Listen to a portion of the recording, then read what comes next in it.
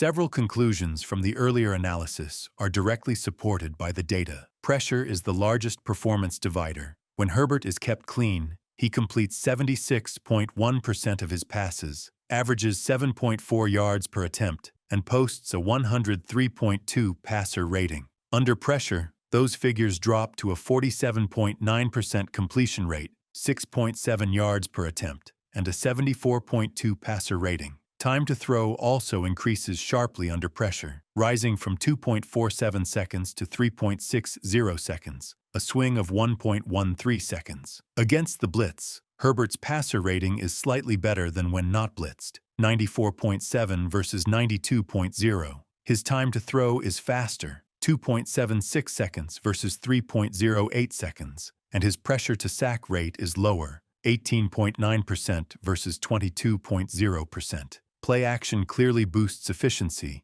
producing 8.1 yards per attempt, a 110.5 passer rating, and a 10-to-2 touchdown to interception ratio, compared with 6.9 yards per attempt, an 87.0 passer rating, and a 16-to-11 ratio without play action. Interceptions also cluster more heavily between the numbers than outside, with 8 interceptions occurring in the center areas of the field, compared with 5 on throws to the left and right, combined. As intermediate left shows a 129.2 passer rating, with 2 touchdowns and 0 interceptions. Conversely, the worst intermediate area split is intermediate right, with intermediate right producing a 59.8 passer rating, 2 touchdowns, 2 interceptions, a 40% completion rate, and the longest average time to throw at 3.78 seconds. Outside performance is mixed, with strong results on deep outside throws, but a clear problem area on intermediate throws to the right. Assertions that the issues stem specifically from interior line leakage, a lack of quick separating wide receivers, or that the performance is definitively not related to quarterback decision-making or regression cannot be established from these splits by themselves.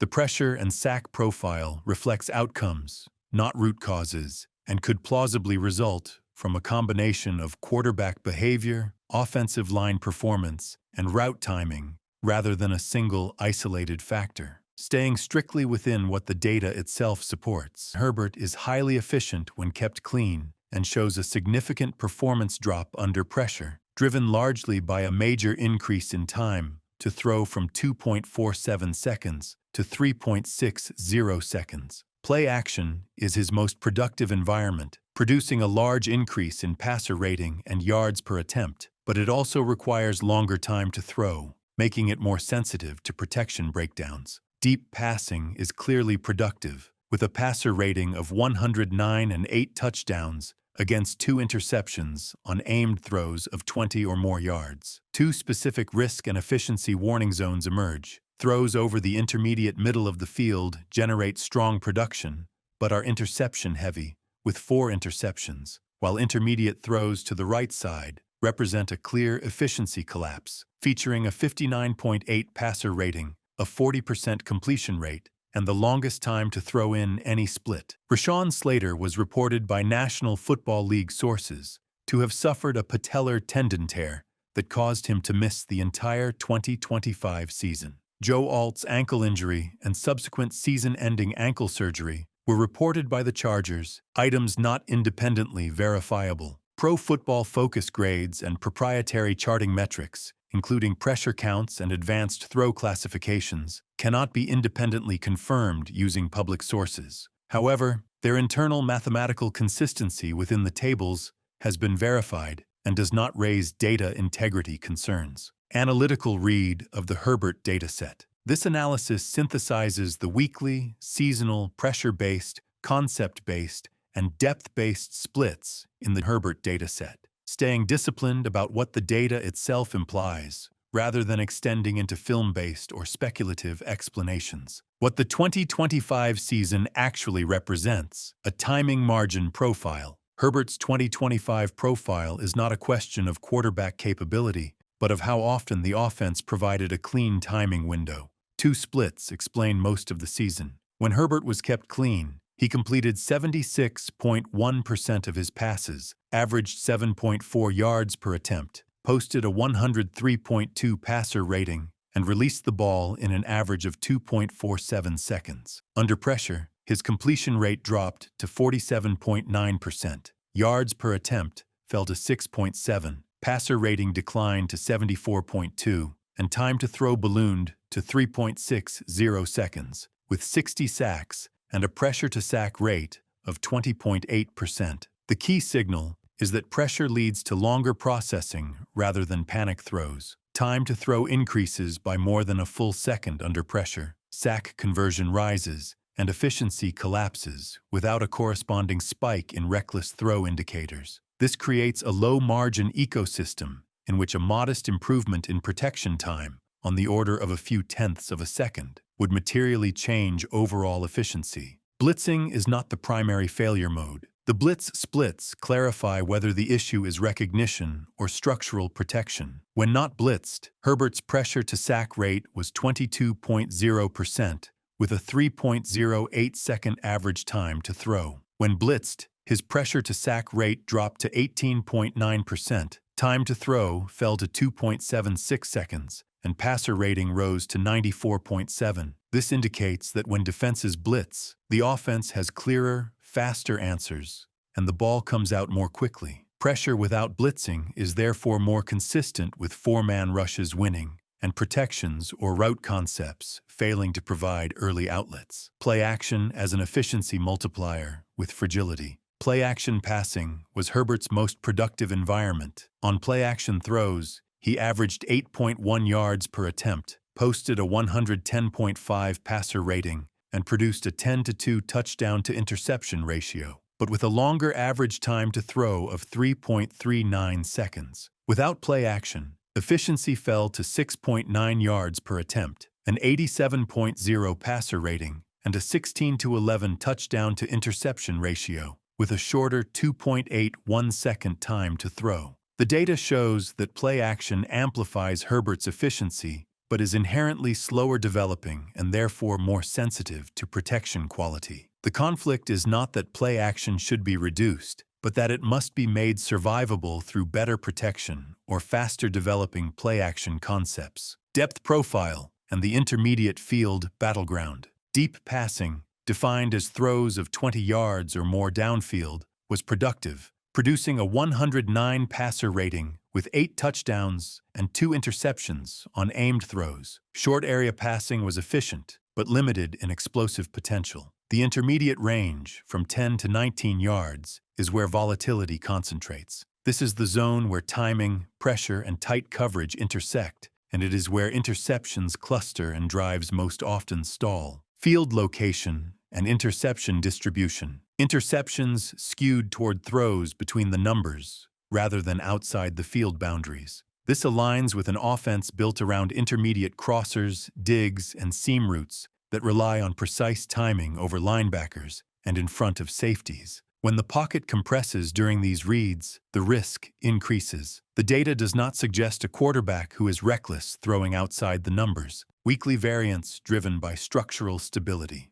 The 2025 season can be divided into 2 functional categories. In games where structure held, Herbert's efficiency ceiling appeared, with high yards per attempt, clean touchdown-to-interception ratios, and strong overall grades. Examples include games against Dallas, Minnesota, Kansas City in Week 1, early Las Vegas, and Miami. In games where structure collapsed, the offense became inefficient, marked by high pressure and sack totals, extended time to throw, and depressed completion rates. Examples include Philadelphia, with 7 sacks and a 3.61-second time to throw. The wildcard game at New England, with 6 sacks, 25 pressures, and a 3.43-second time to throw. Jacksonville, with 4.5 yards per attempt and a 44.0 passer rating, and New York, with 2 interceptions. These swings align with protection stability rather than random quarterback performance variation,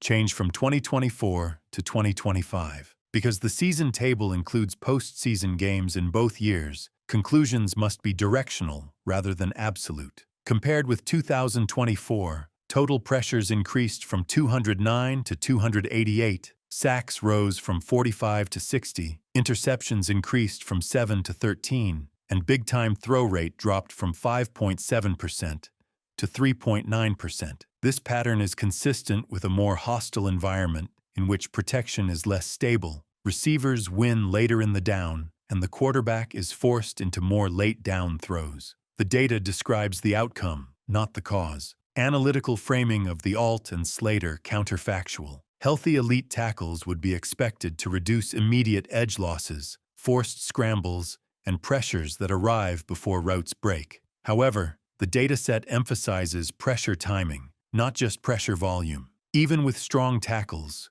protection only truly holds if the interior resists early collapse and the passing menu provides early wins. The best quantitative indicators of protection success in this dataset are time to throw and pressure to sack rate. With healthy tackles, the expectation would be fewer games where time to throw rises above 3 seconds, while sack totals accumulate, as seen in Philadelphia and New England. Most actionable conclusion from the dataset. The clearest quantitative objective is to increase the proportion of dropbacks in which Herbert can throw within the 2.4 to 2.9 second window without sacrificing intermediate field aggression. When Herbert operates around 2.47 seconds in a clean pocket, he performs as a 103 passer rating quarterback. When pressure forces him toward 3.6 seconds, the offense breaks. Reducing volatility therefore hinges on shrinking the gap between those two environments, rather than fundamentally changing the quarterback profile. Analytical read of the Herbert dataset. This analysis synthesizes the weekly, seasonal, pressure-based, concept-based, and depth-based splits in the Herbert dataset, staying disciplined about what the data itself implies, rather than extending into film-based or speculative explanations. What the 2025 season actually represents: a timing margin profile. Herbert's 2025 profile is not a question of quarterback capability, but of how often the offense provided a clean timing window. Two splits explain most of the season. When Herbert was kept clean, he completed 76.1% of his passes, averaged 7.4 yards per attempt, posted a 103.2 passer rating, and released the ball in an average of 2.47 seconds. Under pressure, his completion rate dropped to 47.9%, yards per attempt fell to 6.7, passer rating declined to 74.2, and time to throw ballooned to 3.60 seconds, with 60 sacks and a pressure to sack rate of 20.8%. The key signal is that pressure leads to longer processing rather than panic throws. Time to throw increases by more than a full second under pressure, sack conversion rises, and efficiency collapses without a corresponding spike in reckless throw indicators. This creates a low-margin ecosystem in which a modest improvement in protection time, on the order of a few tenths of a second, would materially change overall efficiency. Blitzing is not the primary failure mode. The blitz splits clarify whether the issue is recognition or structural protection. When not blitzed, Herbert's pressure-to-sack rate was 22.0%, with a 3.08-second average time to throw. When blitzed, his pressure-to-sack rate dropped to 18.9%, time to throw fell to 2.76 seconds, and passer rating rose to 94.7. This indicates that when defenses blitz, the offense has clearer, faster answers, and the ball comes out more quickly. Pressure without blitzing is therefore more consistent,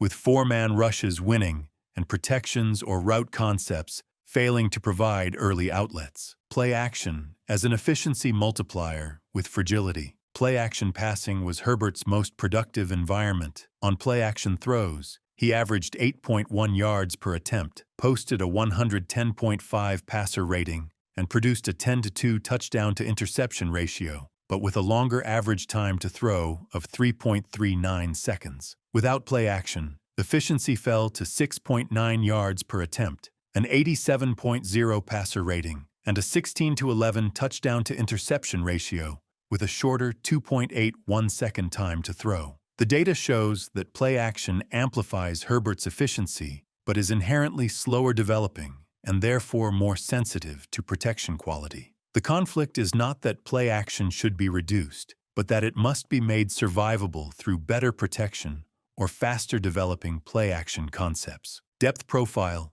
and the intermediate field battleground. Deep passing defined as throws of 20 yards or more downfield, was productive, producing a 109 passer rating with 8 touchdowns and 2 interceptions on aimed throws. Short area passing was efficient, but limited in explosive potential. The intermediate range from 10 to 19 yards is where volatility concentrates. This is the zone where timing, pressure, and tight coverage intersect, and it is where interceptions cluster and drives most often stall. Field location and interception distribution. Interceptions skewed toward throws between the numbers rather than outside the field boundaries. This aligns with an offense built around intermediate crossers, digs, and seam routes that rely on precise timing over linebackers and in front of safeties. When the pocket compresses during these reads, the risk increases. The data does not suggest a quarterback who is reckless throwing outside the numbers. Weekly variance driven by structural stability. The 2025 season can be divided into 2 functional categories. In games where offensive structure held, Herbert's efficiency ceiling appeared, with high yards per attempt, clean touchdown to interception ratios, and strong overall grades. Examples include games against Dallas, Minnesota, Kansas City in Week 1, early Las Vegas, and Miami. In games where structure collapsed, the offense became inefficient, marked by high pressure and sack totals, extended time to throw, and depressed completion rates. Examples include Philadelphia, with 7 sacks and a 3.61-second time to throw. The wildcard game at New England, with 6 sacks, 25 pressures, and a 3.43-second time to throw. Jacksonville, with 4.5 yards per attempt and a 44.0 passer rating. And New York, with 2 interceptions. These swings align with protection stability rather than random quarterback performance variation, change from 2024 to 2025. Because the season table includes postseason games in both years, conclusions must be directional rather than absolute. Compared with 2024, total pressures increased from 209 to 288, sacks rose from 45 to 60, interceptions increased from 7 to 13, and big-time throw rate dropped from 5.7% to 3.9%. This pattern is consistent with a more hostile environment in which protection is less stable, receivers win later in the down, and the quarterback is forced into more late-down throws. The data describes the outcome, not the cause. Analytical framing of the Alt and Slater counterfactual. Healthy elite tackles would be expected to reduce immediate edge losses, forced scrambles, and pressures that arrive before routes break. However, the dataset emphasizes pressure timing, not just pressure volume. Even with strong tackles, protection only truly holds if the interior resists early collapse and the passing menu provides early wins. The best quantitative indicators of protection success in this dataset are time to throw and pressure to sack rate. With healthy tackles, the expectation would be fewer games where time to throw rises above 3 seconds, while sack totals accumulate, as seen in Philadelphia and New England. Most actionable conclusion from the dataset.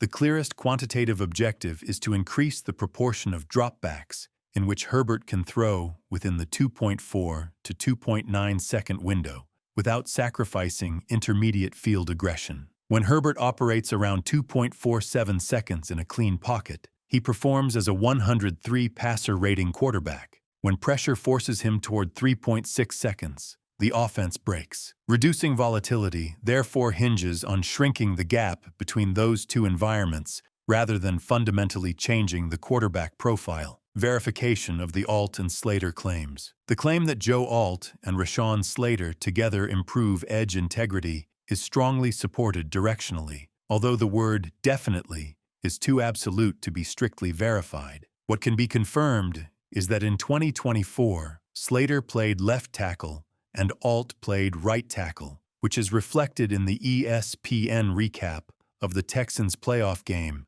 that lists the line as Slater at left tackle, Zion Johnson at left guard, Bradley Bozeman at center, Trey Pipkins at right guard, and Alt at right tackle. In 2025, Slater's patellar tendon tear forced Alt to shift to left tackle, and Alt himself appeared in only 6 games before undergoing season-ending ankle surgery. Both Chargers.com and ESPN consistently describe Slater and Alt as a high-end tackle pairing when healthy. Taken together, this supports the conclusion that having both tackles healthy is very likely to improve edge outcomes, such as reducing immediate edge losses, improving quarterback launch points, and limiting emergency snaps from deep-depth tackles. What cannot be verified from box scores, game logs, or injury reporting are specific numerical counterfactuals, such as claims that time to throw would drop by 0.15 to 0.25 seconds, pressure to sack rate would meaningfully decline, or that 2 to 3 of the worst games would flip with healthy tackles. Those statements are projections, not verifiable facts. However, a useful constraint comes from the season table itself. In 2024, Herbert faced 209 pressures on 618 dropbacks, a pressure rate of 33.8%. In 2025, he faced 288 pressures on 660 dropbacks, a pressure rate of 43.6%. That nearly 10 percentage point increase is substantial and supports the directional claim that the environment worsened when the tackle situation deteriorated, even if the exact magnitude of improvement cannot be proven. Interior pressure timing remains unresolved by tackles alone. The claim that Alt and Slater do not solve interior pressure timing is supported by external reporting. ESPN has explicitly stated that even when the tackles were performing well, the most persistent pass protection issues were on the interior. The Los Angeles Times, during 2025 training camp coverage, similarly described the interior offensive line as the primary concern or Achilles heel, even while noting that Slater and Alt solidified the edges. What cannot be verified without film or pressure location charting is the more granular statement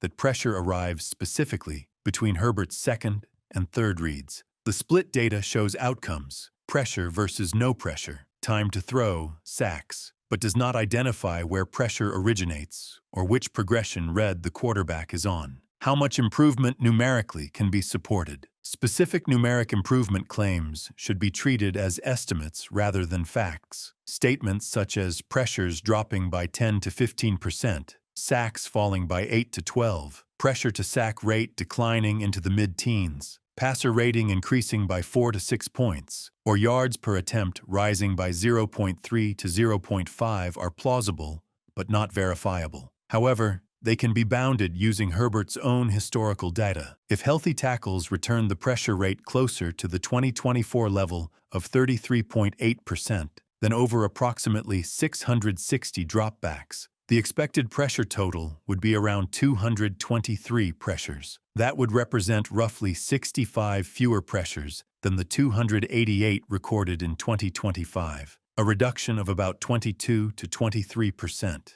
This suggests that previously cited 10 to 15% estimates are actually conservative if 2024 is the benchmark. Using the same logic for sacks, if pressures fell to approximately 223 and the pressure to sack rate remained at 20.8%, sack totals would project to about 46 sacks, down from 60. That implies a reduction of roughly 14 sacks. A further reduction would require the pressure to sack rate itself to improve. But this is less supported by the data because Herbert's pressure to sack rate in 2024 was still around 21.5%, even with Slater and Alt healthy. That suggests tackles alone do not guarantee a lower conversion rate from pressure to sack, which is influenced by interior protection, quarterback behavior, scheme, and how often the offense provides immediate answers. The projected lift in yards per attempt and passer rating is directionally consistent with recent history. From 2024 to 2025, yards per attempt fell from 7.7 to 7.2,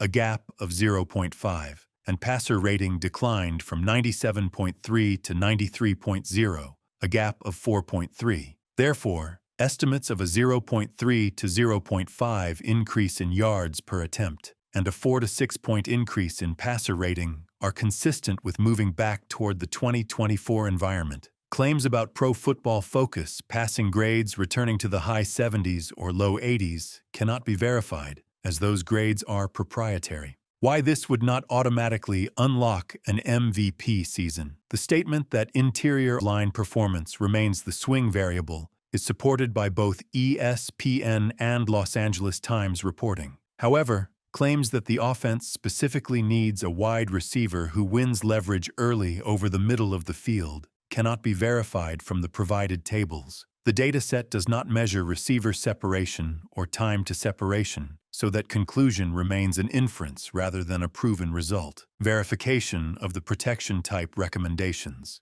The discussion of protection concepts is largely conceptually correct, with some clarifications needed. Half-slide and man-slide hybrid protections are well-established schemes designed to concentrate help inside while leaving the tackle on the man side in true isolation. This fits a roster profile with elite tackles and a shakier interior. Six-man protections with a running back scan are also a verified concept. Running backs are coached to scan for interior and late-arriving threats. The minor correction is that scan and chip techniques are not mutually exclusive. Many teams teach scan then release rules rather than a pure chip-and-go approach. Play action with condensed receiver splits is directionally helpful, but the mechanism must be described accurately. Condensed formations can aid coverage identification, run fits, and bootleg actions, and they can help on moving pockets where wide receivers can down-block edge defenders. However, condensed splits alone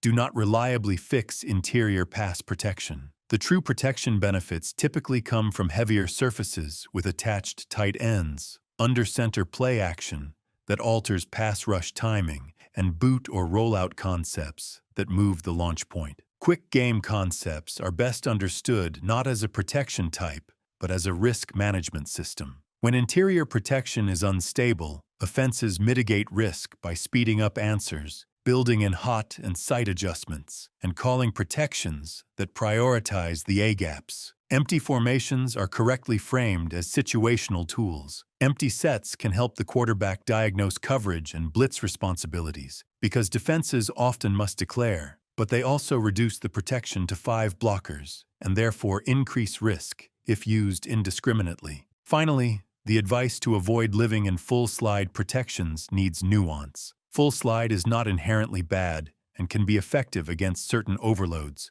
However, in a context with 2 elite tackles and interior instability, it is reasonable to prefer half-slide or turn protections that concentrate help inside rather than forcing awkward matchups elsewhere. Verified takeaway. A single defensible conclusion that can safely be retained is this: healthy Rashawn Slater and Joe Alt likely stabilize the edges, but multiple credible reports indicate that the Chargers' pass protection issues have been persistent on the interior, meaning that a full solution requires interior upgrades and/or protection and menu adjustments, not tackle health alone. Updated analysis: Herbert, pass protection, and the Alt plus Slater counterfactual. What Alt and Slater reliably change. When Rashawn Slater is at left tackle and Joe Alt is at right tackle, edge integrity improves in a meaningful and defensible way. Immediate edge losses are reduced, quarterback launch points become more stable, and Herbert is less frequently forced into late pocket climbs or lateral drifts. As a result, fewer edge origin pressures convert into sacks. This conclusion is supported by the nearly 10 percentage point increase in pressure rate from 2024 to 2025 in the season table, as well as consistent external reporting that describe the 2025 tackle situation as unstable. Analytically, healthy elite tackles raise the floor of the offense from week to week by reducing catastrophic edge failures, but they do not raise the offensive ceiling on their own. What Alt and Slater do not solve. Interior pressure timing remains the primary limiting factor, even with elite tackles. The split data shows pressure arriving without heavy blitzing, sack conversion remaining high even when pressure is not exotic, and the worst offensive outcomes aligning with long time to throw figures combined with pressure rather than quarterback misreads. This pattern is most consistent with stress in the A-gaps and B-gaps, interior linemen losing leverage late in the down, and pocket collapse occurring from the inside out rather than from pure edge speed. Even with strong tackles, intermediate concepts over the middle of the field fail if the center and guards cannot hold. Herbert's profile remains one in which he trusts the concept and absorbs sacks rather than abandoning structure, and the pressure-to-sack rate does not automatically normalize, as shown by the 2024 data when both tackles were healthy. The updated framing is that elite tackles widen the pocket, but interior stability determines whether the pocket survives long enough for the throw to occur. Corrected and bounded numerical expectations. Earlier numerical projections were directionally reasonable, but too assertive. A more disciplined expectation uses 2024 as a realistic ceiling rather than a guaranteed outcome. Pressure rate could plausibly move part of the way back toward roughly 34%, implying approximately 35 to 55 fewer pressures over a full season, rather than a fixed percentage drop. Because the pressure-to-sack rate was approximately 21% in both 2024 and 2025, and tackles alone did not materially change that figure. A fair sack expectation is a reduction of roughly 10 to 15 sacks, driven by fewer total pressures, not by a dramatic improvement in pressure-to-sack conversion. Efficiency gains are similarly bounded by recent history. The season-over-season deltas support an increase of roughly 0.3 to 0.5 yards per attempt and a 4 to 5-point rise in passer rating. The most meaningful effect is a reduction in variance rather than a raw statistical explosion, primarily eliminating the bottom-tail games where the offense collapsed under sustained pressure rather than automatically creating most valuable player-level production. Refined and verified protection answers. Given strong tackles, interior stress, and a quarterback whose worst outcomes occur when time to throw is forced beyond roughly 3.1 to 3.4 seconds, the best fit protection philosophy prioritizes interior solutions. The primary structural answer is interior-focused half-slide protection, in which the slide is directed toward interior threats, while the tackles are isolated in man protection, reducing the probability of immediate A-gap losses. Six-man protections with running back scan rules are the next best layer, with the running back checking inside first and releasing late, turning potential sacks into hits as thrown while preserving intermediate aggression. Play action remains valuable, but the mechanism matters. The protection benefit comes from under-center play action, attached surfaces, and altered interior rush angles, not from condensed wide receiver splits alone. Shotgun play action with long developing pulls remains dangerous in an interior unstable environment. A true quick game is also essential, where protection philosophy matters as much as route design. Guard sitting versus vertically kicking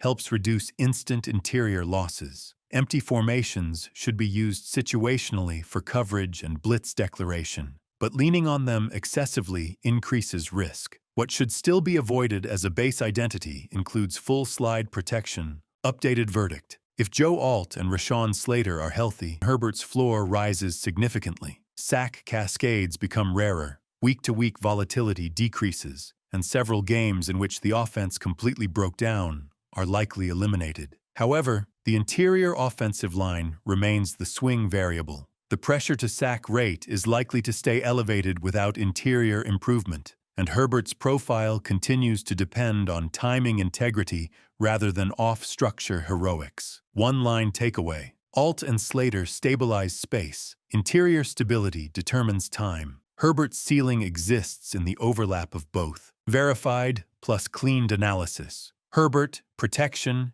and the Alt plus Slater counterfactual. This version distinguishes clearly between what is supported by your data and reporting, what is reasonable inference, and what must remain a projection rather than a claim. 1. What Alt plus Slater reliably improve. High confidence. When Rashawn Slater and Joe Alt are both healthy and playing their natural tackle spots, edge stability improves in a meaningful, defensible way. This is the strongest and cleanest conclusion. This is supported by two independent anchors. First, your own season table shows a nearly 10 percentage point increase in pressure rate from 2024 to 2025, coinciding with Slater missing the season and Alt being forced to switch sides before his own season-ending ankle surgery. Second, consistent external reporting characterized the 2025 tackle situation as unstable and framed Slater plus Alt as a high-end pairing when healthy.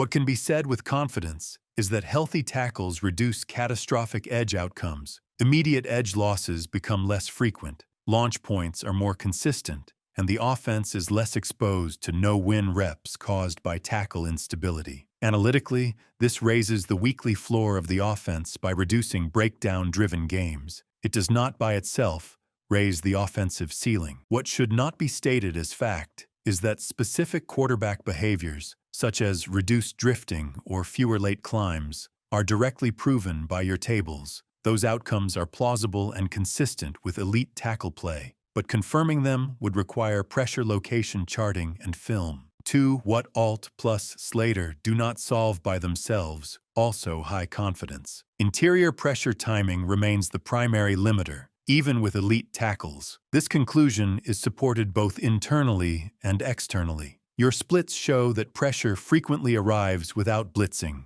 Sack conversion remains high even when pressure is not exotic, and the worst offensive outcomes align with long time to throw combined with pressure rather than misreads or reckless throws. External reporting explicitly identified the interior offensive line as the most persistent issue, even when edge play was strong. The pattern is consistent with interior stress, A-gap and B-gap losses, late-down leverage failures, and inside-out pocket collapse, rather than pure edge speed. Even with strong tackles, intermediate concepts over the middle of the field fail if the center and guards cannot hold. Herbert's data profile shows continued trust in concept structure rather than panic behavior, and the pressure to sack rate does not normalize automatically, as demonstrated by the 2024 season when both tackles were healthy. The clean framing is this: elite tackles widen the pocket, but interior stability determines whether the pocket survives long enough for the throw. Claims about pressure arriving between specific progression reads cannot be verified from the tables and should be treated as film-based hypotheses, not data conclusions. 3. Numerical expectations: corrected and bounded. Earlier numerical estimates were directionally reasonable, but needed tighter framing. Using your own data, the improvement range can be bounded without overstating certainty. Pressure rate: using 2024 as a realistic ceiling rather than a guarantee, a partial reversion toward a mid to high 30% pressure rate is plausible. Recovering roughly half of the 2024 to 2025 gap implies approximately 31 to 38 fewer pressures over a full season, or about a 10 to 15% reduction. That range is conservative and defensible, because the pressure to sack rate was approximately 21% in both 2024 and 2025 and did not materially change with healthy tackles. Sack reduction should be modeled as a function of fewer total pressures, not better conversion. That implies roughly 8 to 12 fewer sacks, depending on how much pressure volume declines. Larger sack reductions would require interior improvement or protection rule changes, not tackle health alone. Efficiency: your own season table bounds the upside. The gap from 2024 to 2025 was 0.5 yards per attempt and roughly 4.3 passer rating points. A recovery of most, but not all, of that gap is reasonable, implying approximately plus 0.3 to plus 0.5 yards per attempt and plus 4 to plus 5 in passer rating. The more important effect is reduced volatility and fewer bottom-tail games, not a dramatic spike in peak production. Claims about specific pro football focus grade ranges cannot be verified publicly and should be framed as plausible outcomes, not evidence-backed expectations. 4. Protection answers: refined and defensible. Given strong tackles, interior stress, and a quarterback whose efficiency collapses when time to throw is forced beyond roughly 3 seconds, the protection philosophy must prioritize the interior. The most structurally sound base is interior-focused half-slide protection, sliding toward interior threats while isolating tackles in man protection. This directly reduces A-gap loss probability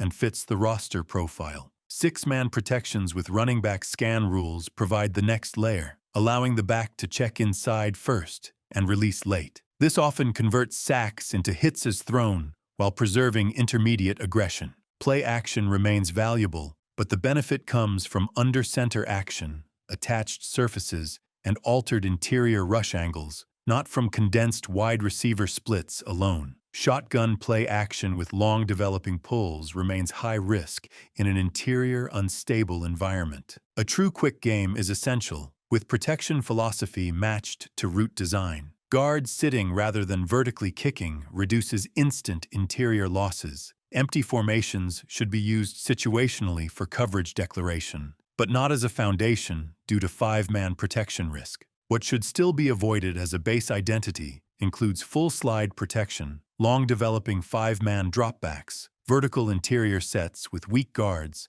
and slow developing middle-of-the-field option routes without protection help. 5. Updated verdict. Fact clean. If Joe Alt and Rashawn Slater are healthy, Herbert's floor rises materially. Sack cascades become less frequent. Week-to-week volatility decreases, and several games where the offense fully collapsed are likely eliminated. However, interior line performance remains the swing variable. The pressure-to-sack rate is unlikely to meaningfully drop without interior improvement or protection rule changes, and Herbert's effectiveness continues to depend on timing integrity rather than off-structure heroics. One-line takeaway. Alt and Slater stabilize space. Interior stability determines time. Herbert's ceiling exists where both overlap. What Rashawn Slater and Joe Alt reliably improve. When Rashawn Slater plays left tackle and Joe Alt plays right tackle for a full season, the Chargers almost certainly eliminate the structural tackle instability that defined the 2025 season. In practical terms, this means fewer immediate edge losses, more consistent quarterback launch points, less forced drifting or climbing in the pocket that compounds pressure, and fewer pressure cascades, where a single loss turns into a sequence that ends in a sack. What this does not mean is that Herbert's processing automatically speeds up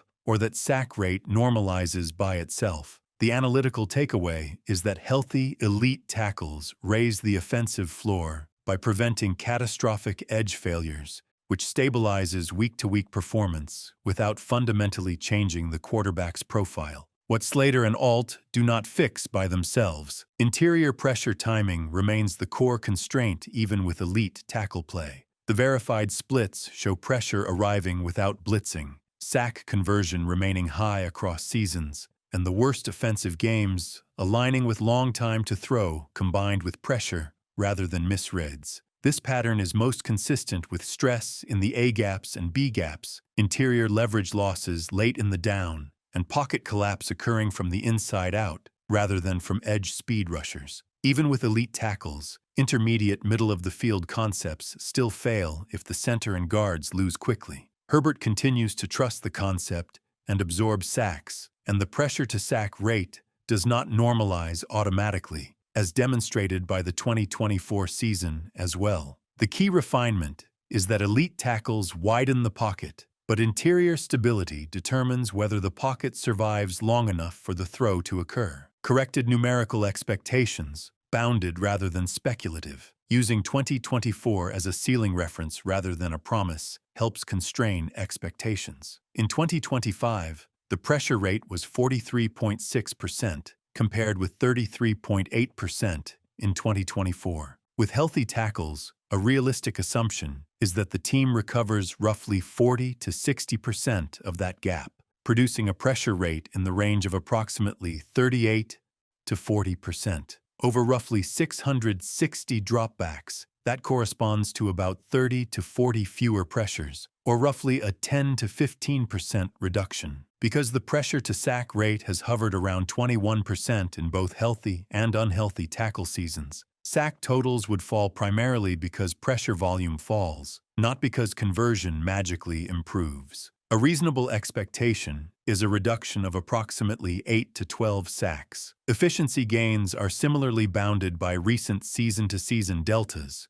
with an increase of roughly 0.3 to 0.5 yards per attempt and a 4 to 5 point rise in passer rating. The biggest change is reduced variance rather than a raw statistical explosion. Importantly, tackle health primarily eliminates the bottom-tail games, such as the Philadelphia, New England, and Jacksonville performances, rather than unlocking peak Herbert efficiency by itself. Why this still does not unlock most valuable player Herbert. The splits are clear that Herbert's ceiling is unlocked by time, and early leverage wins, not edge protection alone. Reaching that ceiling requires healthy tackle play, a center who can hold the A-gaps long enough for concepts to develop, and at least one receiver who consistently wins middle-of-the-field leverage early in the route. Without those elements, Herbert continues to wait on concepts that should work. Interceptions in the 10 to 19-yard middle-of-the-field range do not fully disappear, and sack rate remains above elite quarterback norms. This is not a limitation of Herbert's talent. It is a limitation imposed by timing margins, protection philosophy that fits the current roster state. If the tackles are strong, but the interior leaks, the goal is not to hold longer, but to shorten interior conflict while allowing the tackles to win. The best fit solutions include interior-focused half-slide or turn protections that slide help inside while leaving the tackles isolated in man protection. 6-man protections with running back scan rules that prioritize inside-out pickup and turn sacks into hits as the quarterback throws, and under-center play-action concepts with attached surfaces that reduce interior rush angles rather than wide shotgun play-action. A true quick game with horizontal sets is also critical, as protection philosophy matters as much as route design. Empty formations should be used situationally as a declaration tool, not as a base offensive identity. What should be avoided includes full slide protection as a foundation, long developing 5-man dropbacks. Final defensible verdict. If Joe Alt and played a full season, Herbert would clearly look better. Sack cascades would drop, and several games where the offense completely broke down would likely disappear. However, the interior line would remain the swing variable. Sack conversion would not normalize by itself, and Herbert's profile would continue to depend on timing integrity rather than off-structure heroics. One-line takeaway: Rashawn Slater and Joe Alt. Space, interior stability. He needs both to reach the version his data says is baseline reality from the verified data. Herbert's 2025 performance is governed by timing margin, not by talent limitations, aggressiveness, or decision quality. Two facts dominate the entire profile. When Herbert is kept clean, he produces elite efficiency, with a passer rating around 103 and strong yards per attempt. When he is under pressure, efficiency drops sharply to roughly a 74 passer rating, sack totals spike, and performance variance increases dramatically. This is not a profile of quarterback inconsistency. It is a profile of structural fragility. What Rashawn Slater and Joe Alt reliably change: healthy elite tackles raise the offensive floor by stabilizing the edges. When and Joe healthy, immediate edge losses are reduced. Pocket distortion from the outside becomes less frequent. Emergency tackle reps and weekly line shuffling are eliminated, and sack cascades, where a single loss turns into multiple dead drives,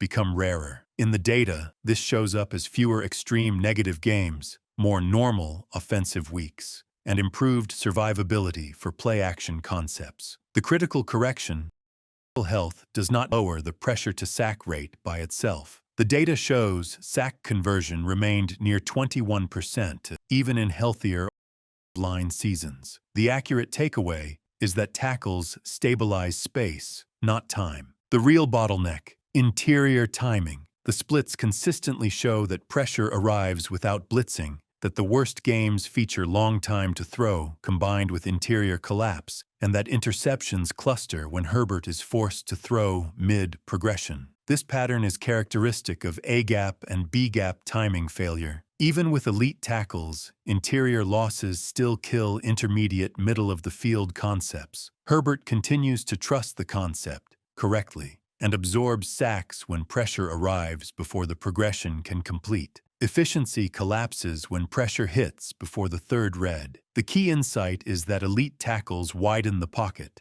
but interior stability determines whether the pocket survives long enough for the throw. This explains why the 2024 season still featured a high pressure-to-sack rate and why 2025 became catastrophic when both tackle play and interior play failed simultaneously. Center versus receivers in a full-field progression context. Given Herbert's actual usage profile, high average depth of target, heavy reliance on intermediate middle-of-the-field concepts, significant play-action usage, and a willingness to stand in the pocket and read. The interior offensive line matters more than wide receiver upgrades as the first fix. Full-field progressions require pocket survival. No receiver can help if pressure arrives at roughly 2.5 to 2.7 seconds, and Herbert's failures occur where separation finishes, rather than after. A separator wide receiver helps with decision speed, interception rate, and yards, but does not free A-gap rushers, prevent sack cascades, or preserve late-down structure. The correct order of operations is interior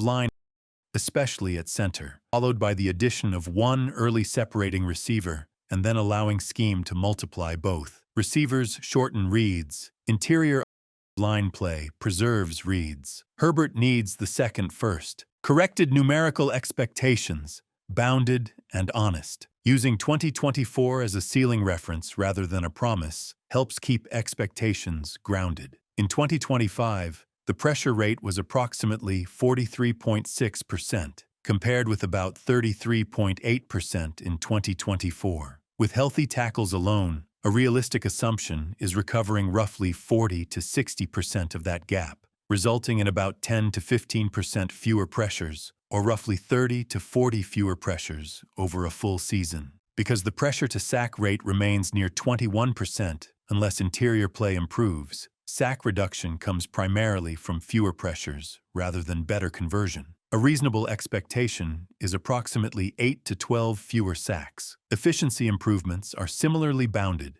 with yards per attempt increasing by about 0.3 to 0.5 and passer rating rising by 4 to 5 points. The biggest gain is reduced variance rather than a ceiling explosion. This removes Philadelphia, New England, and Jacksonville-type disasters, but does not create most valuable player output by itself. Scheme fit based on Herbert's data, not ideology. Protection philosophy that actually works in this context. If the tackles are strong, but the interior leaks, the emphasis should be on shortening interior conflict, rather than holding blocks longer. The most effective approaches are interior-focused half-slide, or turn protections, six-man protections with running back scan rules that prioritize inside-out pickup, under-center play-action concepts with attached surfaces such as tight end or fullback help, and a true quick game built around horizontal sets. Empty formations should be used situationally as a declaration tool rather than a base identity. What should be avoided includes living in full slide protection, long developing five-man dropbacks, vertical interior sets with weak guards, low developing middle-of-the-field options without protection help. Final updated verdict. Rashawn Slater and Joe Alt raise the offensive floor. Interior line play controls the ceiling. Scheme determines whether Herbert's strengths compound or get punished. One-line takeaway. Tackles stabilize space. Interior stability creates time. Herbert's ceiling lives in the overlap. Small sample, 44 dropbacks, but high signal. This wildcard loss shows what happens when Herbert's offense is forced into survival mode. New England generated pressure on 56.8% of dropbacks and sacked him 6 times, killing any chance of explosives. Herbert didn't dink and dunk, a DOT approximately 8.8, 4 deep attempts. But the deep game went 0 out of 4, and the intermediate game was nearly absent, 1 out of 3. So everything lived in the short area, 16 out of 20, plus scrambles. Against the blitz specifically, efficiency collapsed, 56.5 rating, suggesting the offense lacked clean, consistent hot answers in addition to protection issues. Play action was especially costly, 4.40, 40% pressure to sack, showing that Herbert's best tool only works when the interior protection rules and timing allow it. What this 44 dropback dataset represents. This dataset comes from the American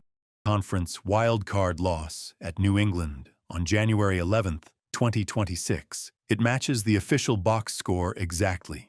Herbert completed 19 of 31 passes for 159 yards, with 0 touchdowns and 0 interceptions. He was sacked 6 times, and the Chargers lost 16-3. This game should be treated as a stress test environment rather than a pure talent evaluation, because the offensive structure was under constant strain. Why some subtotals do not add up. The passing depth table totals 29 attempts rather than 31. This discrepancy exists because the depth splits include only aimed passes. In this game, Herbert had 1 batted pass and 1 throwaway. Subtracting those 2 non-aimed attempts from the 31 total attempts leaves 29 aimed throws. This is standard for Pro Football Focus-style split tables and is not an error. Updated game analysis. What the numbers actually say. This was not a low average depth of target game. Herbert's average depth of target in the split you provided was 8.8 yards, which is not low for him. The issue was the absence of explosive and intermediate production. On throws of 20 or more yards downfield, he went 0 for 4. On intermediate throws of 10 to 19 yards, he completed 1 of 3. Nearly all functional offense came from short throws of 0 to 9 yards, where he completed 16 of 20 passes, plus 2 throws behind the line of scrimmage and a significant number of scrambles. The offense did attempt downfield throws, but they produced nothing, and the intermediate game was effectively absent. This is very different from a scenario in which the quarterback was not allowed to attempt those throws. Pressure was not merely high, it was extreme. According to your splits, Herbert was under pressure on 25 of 44 dropbacks, a pressure rate of 56.8%. 6 of those pressures resulted in sacks, a 24% pressure-to-sack conversion rate. He also scrambled 7 times, which is an unusually high number for a quarterback game plan. ESPN reporting confirms that New England's defensive front consistently collapsed the pocket and sacked Herbert 6 times. Analytically, this game is less about quarterback efficiency and more about whether an offense can function at all when the pocket is constantly breaking down. The key tell: pressure made Herbert more aggressive, not less. The splits show that Herbert's average depth of target increased under pressure rather than decreased. When kept clean, his average depth of target was 6.4 yards. Under pressure, it jumped to 11.2 yards. Time to throw increased from 2.89 seconds when clean to 3.84 seconds under pressure. This is a defining Herbert pattern. When the pocket becomes unstable, he does not immediately check the ball down. He hangs in the pocket and tries to push the ball downfield. The cost of that approach is sacks and negative plays. This is not panic behavior. It reflects trust in the concept for longer than the protection can survive. Blitz versus non-blitz. The blitz won in this game. This game diverges sharply from the season-level trend. When Herbert was not blitzed, he completed 80.0% of his passes, averaged 6.0 yards per attempt, and posted a 91.7 passer rating. When blitzed, his completion rate dropped to 43.8%, yards per attempt fell to 4.3, and passer rating to 56.5. New England leaned into pressure and blitzing as part of its defensive plan, and it worked. Without film, the cannot be isolated. Data suggests that protection identifications, route-based hot answers, or both, were not consistently functional. In this game, interior line play and receiver answers cannot be treated as separate problems. Blitz failure is typically a shared failure across protection, routes, and quarterback timing. Play action was actively harmful in this matchup. Play action was not merely avoided, it was ineffective and costly. Herbert ran play action on 9 dropbacks, accounting for 20.5% of his total. On those plays, average time to throw ballooned to 4.40 seconds. He faced 5 pressures and 2 sacks on play action, resulting in a 40% pressure-to-sack rate. Yards per attempt on play action were just 2.0. The correct takeaway is that slow-developing play action became a trap in this matchup. If play action is going to be an offensive engine, it must be fast to survive interior pressure, with protection rules that do not leave the middle exposed. This aligns with broader reporting that the offense required a dominant line foundation that injuries and lineup shuffling prevented from materializing. 0 interceptions does not mean a safe game. Although Herbert threw 0 interceptions, ESPN noted that he lost a fumble on a sack that directly set up points for New England. Your charting also shows non-zero turnover-worthy play rates, particularly on play action and under pressure. The professional framing is that Herbert avoided interceptions, but the offense still produced turnover-like outcomes through sacks, strip risk, and dead drives. Updating the receiver context using the Keenan Allen grid. There is a small discrepancy between your Pro Football Focus target total and official numbers. ESPN lists 130 total targets for Keenan Allen when combining the regular season and postseason, while your grid lists 126 targets. This difference is normal because targets are charted rather than officially recorded, and providers differ in how they handle penalties and nullified plays. The usage profile itself is consistent across sources. Based on your grid and aligned with ESPN volume, Keenan Allen functioned as the chain mover and stabilizer in the offense. Of his targets, 90 came on short throws of 0 to 9 yards, accounting for 71.4% of his usage. He saw 17 targets in the intermediate range of 10 to 19 yards, or 13.5%, and 15 targets on throws of 20 or more yards, or 11.9%. On those deep targets, he caught only 4 passes, a 26.7% success rate, and many were heavily contested. This is not the profile of a vertical stress wide receiver. It is the profile of a player who keeps the offense on schedule. Keenan Allen helps Herbert win early downs, avoid pure incompletions, and stay functional when protection is unstable. However, by usage and deep efficiency, he does not force defenses to consistently respect clean separation on deep routes or steady intermediate middle-of-the-field leverage wins that open the entire progression tree. He raises the floor of the offense, not the ceiling.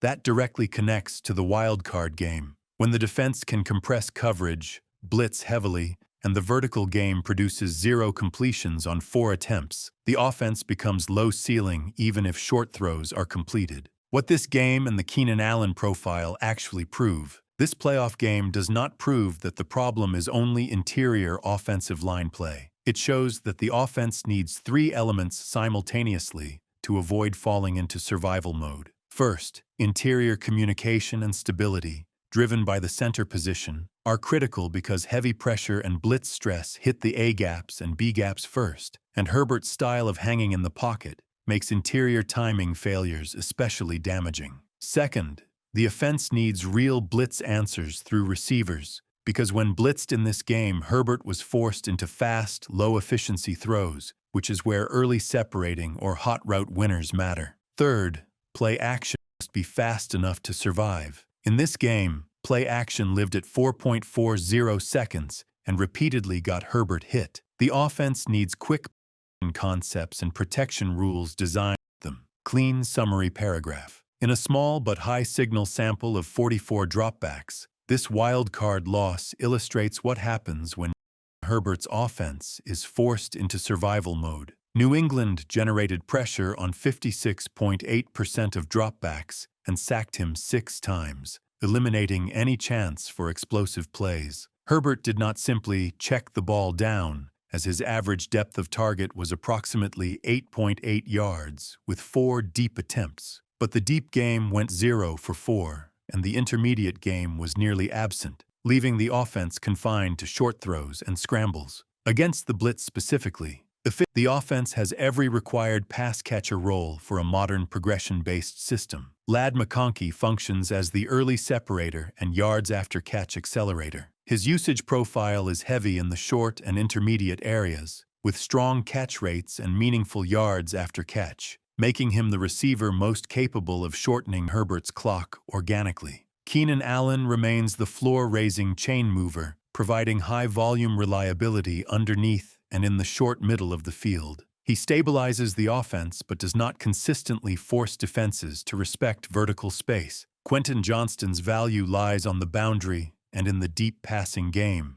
where his role is to serve as the payoff when protection holds long enough for defined isolation shots. Oronda Gadsden II adds seam and middle-of-the-field vertical stress, giving Herbert a true leverage target inside, although intermediate middle-of-the-field targets become volatile when timing is disrupted. The updated conclusion is that the offense is not missing receiver archetypes. It already has early answers through McConkey, a safety valve through Allen, explosive upside through Johnston, and middle-of-the-field conflict through Gadsden. Interception distribution reveals the core problem. The interception distribution across targeted receivers is the most revealing signal. From the tables provided, interceptions are spread across multiple players rather than concentrated on a single receiver. Keenan Allen was targeted on 2 interceptions, Ladd McConkey on 5, Quentin Johnston on 2, and Oronda Gadsden II on 4, accounting for all 13 of Herbert's season interceptions. Analytically, this distribution indicates that the issue is not one receiver consistently putting Herbert in bad positions. Instead, it reflects a timing-distorted offense in which throws arrive late, contested, or compressed across multiple route families, outside routes, middle-of-the-field concepts, and underneath throws. This pushes the diagnosis away from a simple upgrade the wide receiver room solution and toward fixing timing integrity and pocket continuity. The New England wildcard game as a pure stress test. The New England wildcard dataset provides an extreme environment for evaluating failure modes. Pressure volume was overwhelming, with 25 pressures on 44 dropbacks. Deep shots existed but failed to connect, going 0 for 4. The intermediate passing game was nearly absent at 1 completion on 3 attempts. The only functional offense came from short area throws and scrambles. The tight takeaway is that this game shows what happens when the offense cannot consistently reach the second and third reads on schedule. It was not a case of refusing to attack downfield. It was a case of being unable to sustain the timing required to do so. What each receiver profile says about scheme fit. When the 4 receiver profiles are considered together, the scheme fit becomes clearer. What works best with this group is a layered progression offense with built-in pressure answers. That structure gives Herbert early access to McConkey through motion, stacks, bunch formations, crossers, and quick-breaking routes, uses Allen as the settle or option valve, deploys Gadsden as the seam and middle-of-the-field conflict player, and treats Johnston as a defined boundary shot or vertical payoff rather than a late uncover option. What does not work is an offense built around long-developing dropbacks that frequently require 3.2 to 3.8 seconds to function, or a base identity built on 5-man protection, with everyone uncovers late reads. That structure predictably produces sacks and late-window interceptions distributed across multiple targets, which is exactly what the interception data shows. Updated roster priorities given the current receiver room. With this pass-catcher geometry in place, the bottleneck is no longer whether the offense has answers.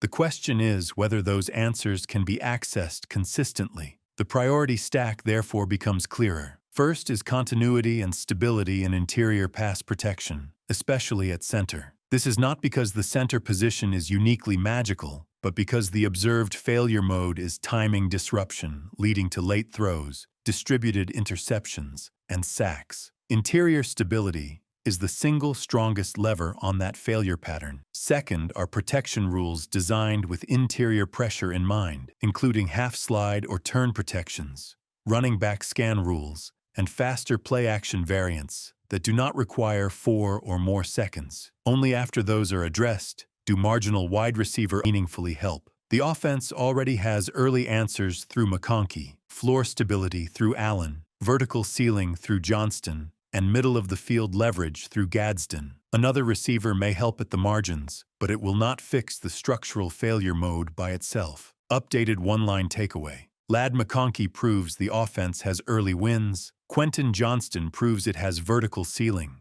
Oronda Gadsden II proves it has middle-of-the-field stress. Keenan Allen proves it has stability. What it lacks is interior time continuity to allow Herbert to access all 4 within the same progression. If interior line grades by position or pressure source, such as A-gap and B-gap versus edge, are added next, this analysis can move from strong inference to near mechanical attribution of how much negative production comes from interior collapse, quarterback hold behavior, or route timing. Updated analysis, including Omarion Hampton and Kimani Vidal,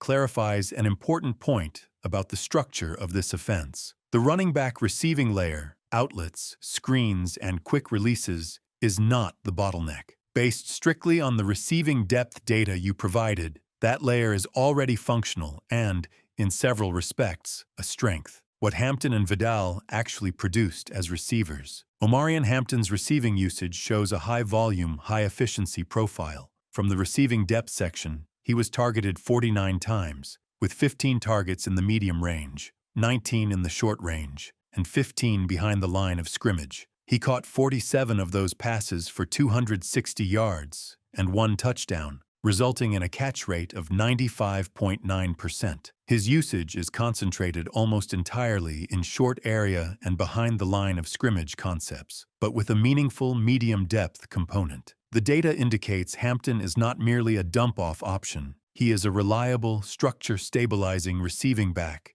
who is trusted with real volume and converts nearly every target. Kimani Vidal's profile is slightly different, but complementary. He was targeted 23 times, including 2 deep targets, 8 short targets, and 13 targets behind the line of scrimmage. He caught 18 passes for 156 yards and 1 touchdown, producing a catch rate of 78.3%, which is pulled down primarily by going 0 for 2 on deep targets. His usage is heavily concentrated behind the line of scrimmage and in the short area, but he also shows a meaningful chunk play component, going for 8 for 102 yards and a touchdown in the short range. This suggests Vidal is not only a screen target, but also a player who hits wheel, leak, or swing concepts that can break for significant. Combined, Hampton and Vidal were targeted 72 times, caught 65 passes, gained 416 yards, and scored 2 touchdowns. That is a 90.3% catch rate and represents a real passing game footprint. This is not an offense that lacks trustworthy running back options in the passing game. What this changes in the Herbert diagnosis, because both backs are catching the ball at extremely high rates and producing meaningful yardage on quick and behind the line of scrimmage concepts, sacks cannot be attributed to the absence of outlet options. The offense clearly has functional emergency answers. When Herbert takes sacks, it is not because the running back layer is unusable. To keep this conclusion disciplined, the data does not prove that a running back was open on every sack. That would require film study. What it does prove is that the system has an effective outlet layer when it chooses to use it. This shifts the diagnosis toward access to higher value layers of the offense. Because the running back layer is already efficient, continued stalling and high sack totals point toward interior timing collapse, where the pocket fails before the second or third read can be reached, and toward concept choices that require Herbert to hold the ball longer to access higher value targets such as Ladd McConkey in the intermediate area, Quentin Johnston on deep payoff routes, or Oronde Gadsden II on seam concepts. The clean framing becomes that the running backs allow the offense to survive, while the higher-level pass catcher geometry allows it to thrive. Interior pass protection determines how often the offense gets from survival to thriving. What Hampton and Vidal imply about scheme fit, because both backs have high catch rates, generate yards after catch, and are used primarily behind the line of scrimmage and in the short area, the offense can punish pressure without turning Herbert into a check-down-only quarterback. The pressure answer menu is already present, including traditional and slow screens, swing and flat concepts, check releases, scan and release routes, and leak routes off play action. Updated complete ecosystem view. With the running backs included, every layer of a modern passing offense is now supported by Ladd McConkey provides early separation and intermediate acceleration. Keenan Allen supplies chain-moving reliability and raises the floor. Quentin Johnston offers boundary and deep payoff. Oronde Gadsden II supplies seam and middle-of-the-field vertical stress. Omarion Hampton and Kimani Vidal provide outlets, screens, and pressure relief. This is a complete modern passing toolbox. The offense is no longer missing answers. It is missing time continuity, particularly on the interior, to consistently reach the highest value answers. Updated priorities based on the data. The top priority remains interior line and center stability, because that is the lever that keeps the pocket alive long enough to reach the McConkey, Johnston, and Gadsden layers and reduces sacks without forcing the offense to live in running back outlets. The second priority is rules that preserve the running back outlet even when interior help is required, including scan and release principles, half-slide or man-slide protections, and quicker play-action variants that do not require 4 or more seconds to develop.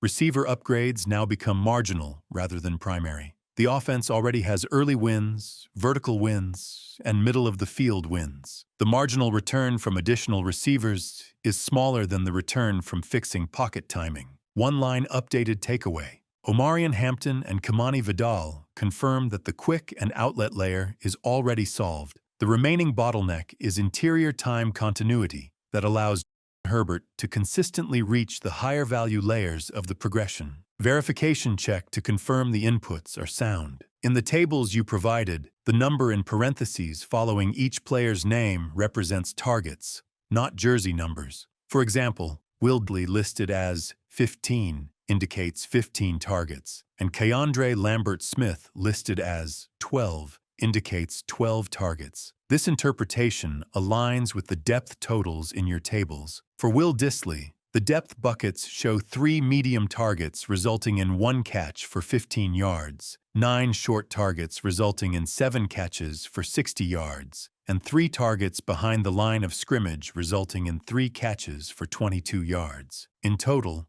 that equals 15 targets, 11 receptions, 97 receiving yards, and 0 touchdowns. These totals match ESPN's official 2025 regular season statistics for Dissly, which list 11 receptions for 97 yards and no touchdowns. The wildcard box score against New England shows Dissly recorded no receiving production, which is consistent with him not being a functional receiving factor in that playoff game. For Keandre Lambert-Smith, the depth buckets show 6 deep targets resulting in 1 catch for 16 yards and 1 touchdown, 1 medium target with no catches, 4 short targets resulting in 3 catches for 34 yards, and 1 target behind the line of scrimmage resulting in 1 catch for 1 yard. That totals 12 targets, 5 receptions, 51 yards, and 1 touchdown, which matches ESPN's official 2025 regular season totals.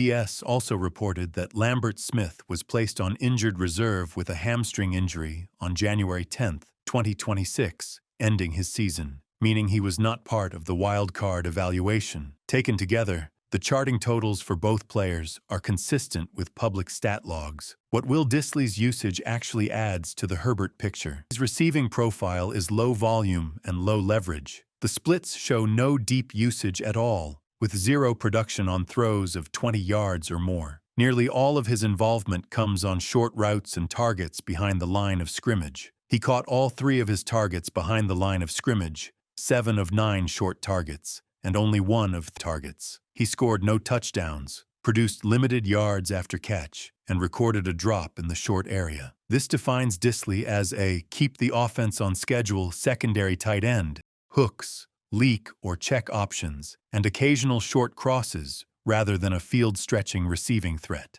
When Dissly is added to the broader picture that already includes Omarion Hampton and Kamani Vidal as high-efficiency outlet and screen options, along with Keenan Allen as an underneath and option route stabilizer, the conclusion becomes clear. The offense has plenty of quick escape options. The recurring sack and variance issues cannot be attributed to a lack of immediate throw options. Dissly does not raise the offensive ceiling, but he reinforces that the floor layer exists. The more important aspect of Dissly's role is structural rather than statistical. His value in a Herbert offense comes from protection utility, including chip and release responsibilities, sift and scan looks, and attached alignments in 2 tight end personnel groupings that force defenses to declare fronts and coverages. Dissly's production confirms he is not the player who fixes timing problems through separation, but his presence shows the offense has tools to build protected answers. What Keandre Lambert-Smith's usage tells us. Lambert-Smith's role in 2025 was purely situational. His entire season consisted of 5 receptions on 12 targets, highlighted by a single deep touchdown. His intermediate and short area footprint was minimal. That usage defines him as a depth wide receiver rather than a structure-driving component of the offense. His deep usage tells the story. 6 deep targets produced 1 catch and 1 touchdown, which fits the if it hits archetype. That type of usage does not force defenses to alter coverage structure or respect consistent separation. Because he was placed on injured reserve immediately before the wildcard game, he was not available for the playoff stress test and therefore does not factor into that evaluation. A receiver meaningfully affects Herbert's timing equation only if he wins early in the route to provide a timing advantage or commands enough coverage gravity to reshape defensive structure. Lambert-Smith did neither at meaningful volume. As a result, he functions as depth rather than a solution to the offense's core problems. Updated whole offense synthesis with all pass catchers included. At this point, the pass-catching ecosystem you provided covers every layer. Ladd McConkey supplies early wins, yards after catch, and intermediate acceleration. Keenan Allen provides reliable underneath and short middle chain moving stability. Quentin Johnston serves as the boundary and deep payoff when the pocket survives. Oronde Gadsden II provides seam and middle-of-the-field vertical availability with high ceiling outcomes. Omarion Hampton and Kamani Vidal supply functional outlets, screens, and pressure relief. Will Dissly contributes low-volume receiving and meaningful structural value through formations and protection utility. Keandre Lambert-Smith fits as situational depth before landing on injured reserve. What this proves strongly is that the offense is not missing answers. There are options available at every depth, every location, and every speed of throw. When the offense still stalls, and Herbert continues to take sacks or throw late window interceptions, the most consistent explanation remains pocket continuity, particularly interior timing, combined with protection rules that determine whether can access the higher value layers, intermediate routes to McConkey, seams to Gadsden, and deep shots to Johnston before the play collapses. The Dissly and running back data specifically eliminate the theory that Herbert lacks checkdown options. Updated priority stack based on the new additions. The top priority remains center and pass protection stability. That is what converts "we have outlets" into "we can actually run the offense." The second priority is protection design that preserves outlets even when those players are to help in protection, including running back scan and release rules, tight end chip and release and half-slide protection principles. The third priority becomes optimizing target sequencing and concept selection. With the personnel already in place, the key question shifts to how offense calls concepts that require 3.3 to 3.8 seconds to develop versus concepts that can win in the 2.2 to 2.8 second window. Smith is not a major lever in this equation, while Dissly is a structural lever rather than a production lever. Updated one-sentence takeaway. Will Dissly and the running backs confirm that Herbert already has safe, immediate, while Keandre Lambert-Smith confirms that depth wide receivers do not change the timing equation. The remaining bottleneck is interior pocket continuity and protection design that allows Herbert to reach the high-value layers of the offense on schedule. If you provide pass-blocking grades by line position or pressure source, such as interior A-gap and B-gap versus edge pressure, the analysis can move from structural diagnosis to precise allocation of responsibility between interior losses, quarterback hold behavior, and route timing. What the pass-blocking table actually confirms and corrects. The 2025 protection issues were not limited to the interior line. They were the result of two distinct failures that compounded each other. The first was injury-driven tackle collapse. When Joe Alt played, he graded as a legitimate starting tackle, with a Pro Football Focus pass-blocking grade of 82.3 and only 7 pressures allowed on 184 pass-blocking opportunities, a pressure rate of 3.8%. That level of performance is starter quality at the edge. However, Alt appeared in only 6 games,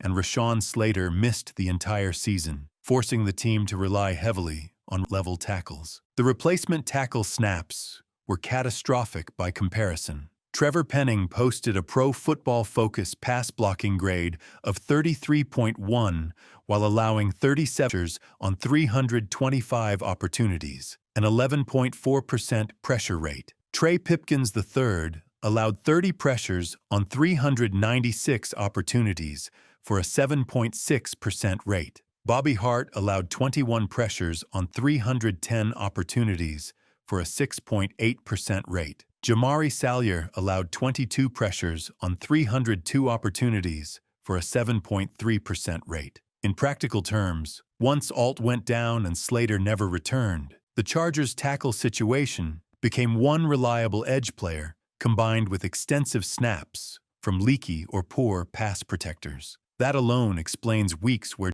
Herbert and the offense could not function. The second failure was interior weakness that distorted timing even when the edges were not instantly losing. At center, Bradley Bozeman posted a Pro Football Focus pass blocking grade of 45.6 while allowing 36 pressures on 667 opportunities, a pressure rate of 5.4%. While that pressure rate is not extreme, the low grade usually reflects quick losses, leverage failures, or losses in high-leverage moments. At guard, Mekhi Becton graded at 46.6, while allowing 39 pressures on 470 opportunities, an 8.3% rate, which is clearly poor. Zion Johnson graded at 61.0, while allowing 29 pressures on 676 opportunities, a 4.3% rate, making him more survivable than the other interior players, but not a strength. Even with better tackle play,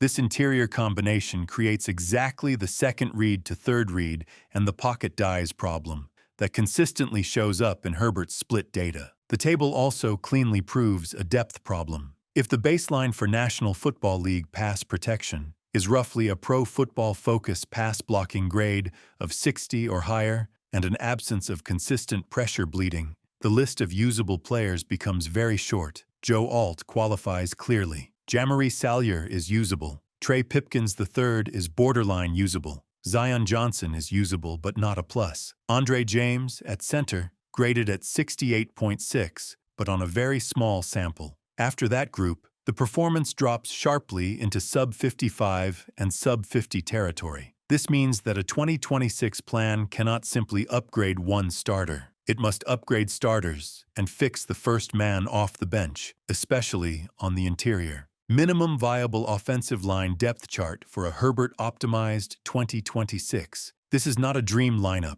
It is the minimum structure required to prevent Herbert from living in survival mode. The starting offensive line spine should consist of Rashawn Slater at left tackle, Zion Johnson at left guard unless upgraded, a new starting center who is at least league average, a new starting right guard who is at least league average, and Joe Alt at right tackle. Slater and Alt stabilize the edges, while Herbert's biggest efficiency unlock comes from interior firmness that allows him to step into throws and finish progressions. On game day, the Chargers need backups they trust, not bodies. The swing tackle role can be filled by Trey Pipkins III, if not upgraded, as he is the best option on the table to cover both edges in an emergency. The roster must add a true primary interior swing player who can play guard and handle emergency center snaps. That role is currently missing. Andre James should be retained as the backup center, not the starter, because his limited sample was at least functional, and the team needs a second true snapper. Players with 2025 pass-blocking profiles like Trevor Penning,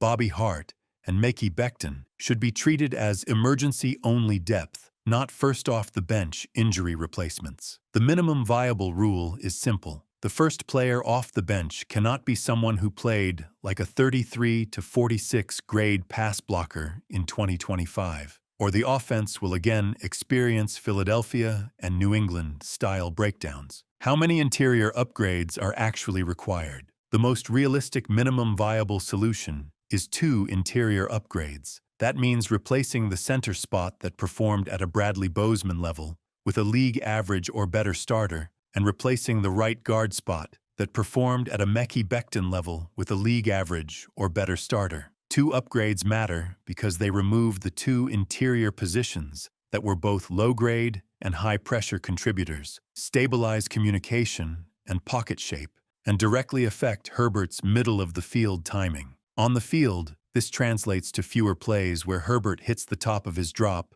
and immediately has to drift, more throws to Aronda Gadsden II, and Quentin Johnston within structure before windows close. and fewer sacks caused by interior no-escape lane pocket collapse. Upgrading only one interior spot leaves a leaking tire inside the offense. Upgrading only one interior position is better than nothing but still volatile. If only one upgrade is made, center should be prioritized, even if a guard's pressure rate looks worse on paper. The center is involved in every protection structure and is the first line of defense against A-gap pressure and simulated pressure looks. Herbert's profile is especially sensitive to interior timing, not just raw pressure counts. However, leaving a guard with a mid-40s pass-blocking grade in the starting lineup means the offense will still experience games where the pocket collapses exactly as Herbert moves from his second to third read. One upgrade raises the floor slightly, but does not eliminate the roller coaster. The ceiling option is 3 interior upgrades. This would involve replacing the center and both guard spots, or at minimum replacing the center and right guard, and moving Zion Johnson into a high-quality 6th offensive lineman role.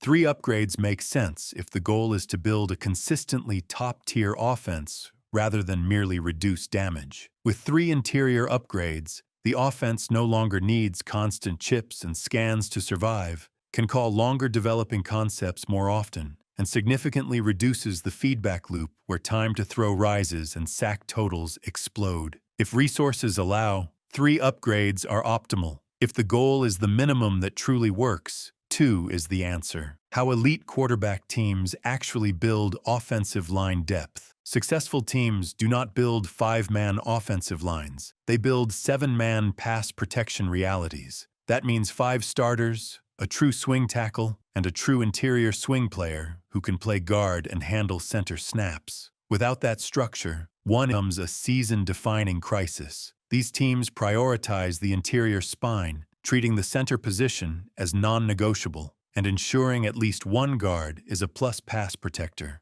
while avoiding situations where both guards are weak links simultaneously. They draft offensive linemen every year even when the line appears stable, because depth is maintained, not purchased once. They also cross-train backups, so the backup center can play guard, or the backup guard can snap, because the injury that often ruins seasons is a center injury with no competent replacement. The clean decision. If the goal is a minimum viable 2026 offensive line that fits Herbert and the current receiver structure, the must-haves are clear. Rashawn Slater and Joe Alt must be healthy. The center position must be upgraded. One guard, specifically the weakest starter, must be upgraded. Finally, the roster must add one real interior swing player who can play guard and center so that injuries do not detonate the season. Why the interior still matters with Rashawn Slater back. Yes, it is still true with Rashawn Slater returning, and your original write-up is directionally correct. The key refinement is understanding why it remains true. In 2025, the protection failure was not exclusively interior. Your pass-blocking table shows 2 distinct problems operating at the same time: an injury-driven collapse at tackle depth and persistent interior instability. With Slater back, the largest edge disaster is removed, meaning the offense no longer dies on the perimeter. Once that happens, the interior becomes the dominant swing variable even more clearly. Looking directly at the 2025 pass protection numbers explains this. Because Slater missed the season, the left tackle spot was filled extensively by Trevor Penning. Penning posted a Pro Football Focus pass blocking grade of 33.1, while allowing 37 pressures on 325 pass blocking opportunities, an 11.4% pressure rate. That is not merely leaky performance, it is drive-killing edge play. Replacing that level of left tackle performance with a healthy, plus Rashawn Slater, almost certainly erases a large share of the offense's ugliest games. Slater is therefore a massive floor raiser because he prevents the offense from being overwhelmed off the left edge. However, Slater's return does not change the interior math. Even if left tackle is fixed, the interior in 2025 still graded poorly by any reasonable standard. At center, Bradley Bozeman posted a Pro Football Focus pass blocking grade of 45.6, while allowing 36 pressures on 667 opportunities, a 5.4% pressure rate. At right guard, Mekhi Becton graded at 46.6, while allowing 39 pressures on 470 opportunities, an 8.3% rate. Zion Johnson, at left guard, was the most survivable of the three, with a 61.0 grade and 29 pressures on 676 opportunities, a 4.3% rate. Those mid-40s grades at center and right guard are exactly the profile that produces pocket failure between the second and third read, eliminates step-up lanes, forces Herbert to drift or hold, and turns late middle-of-the-field throws into volatile outcomes. Stronger edges actually increase the importance of the interior because they encourage Herbert to climb the pocket. If the center or guards lose at that moment, he climbs directly into pressure. The correct line therefore holds: Slater gives Herbert room, but a center gives Herbert time. Your ranking of how many interior upgrades are needed also remains correct with Slater back, with one clarification. One interior upgrade, specifically at center, produces a functional offense. With Slater stabilizing the edge, a competent center becomes even more valuable because the offense no longer has to treat A-gaps as emergencies on every snap. That said, leaving a mid-40s grade guard next to the center still allows matchup-based collapses. Two interior upgrades, center plus one guard, remain the true inflection point. That configuration is where the receiver and tight end geometry you outlined becomes consistently accessible. Three interior upgrades remain the ceiling play, but with an important nuance. If multiple interior spots are already turning over due to contracts, age, or health, the third upgrade becomes less luxury and more insurance against repeating the 2025 depth collapse. Your summary still holds. One interior upgrade allows the offense to function, two allow it to scale, and three smooth roster risk. Minimum viable depth rules also remain unchanged. Slater's return does not create a backup center, does not fix guard center depth, and does not prevent the one injury detonates the dynamic. Your 2025 table shows the danger clearly. The roster had bodies, but several of them were sub-50 pass-blocking players in real snaps. That is exposure, not depth. At least one backup must be capable of playing center at a National Football League level, not merely someone who has snapped the ball before. Slater does not change that requirement. The one wording correction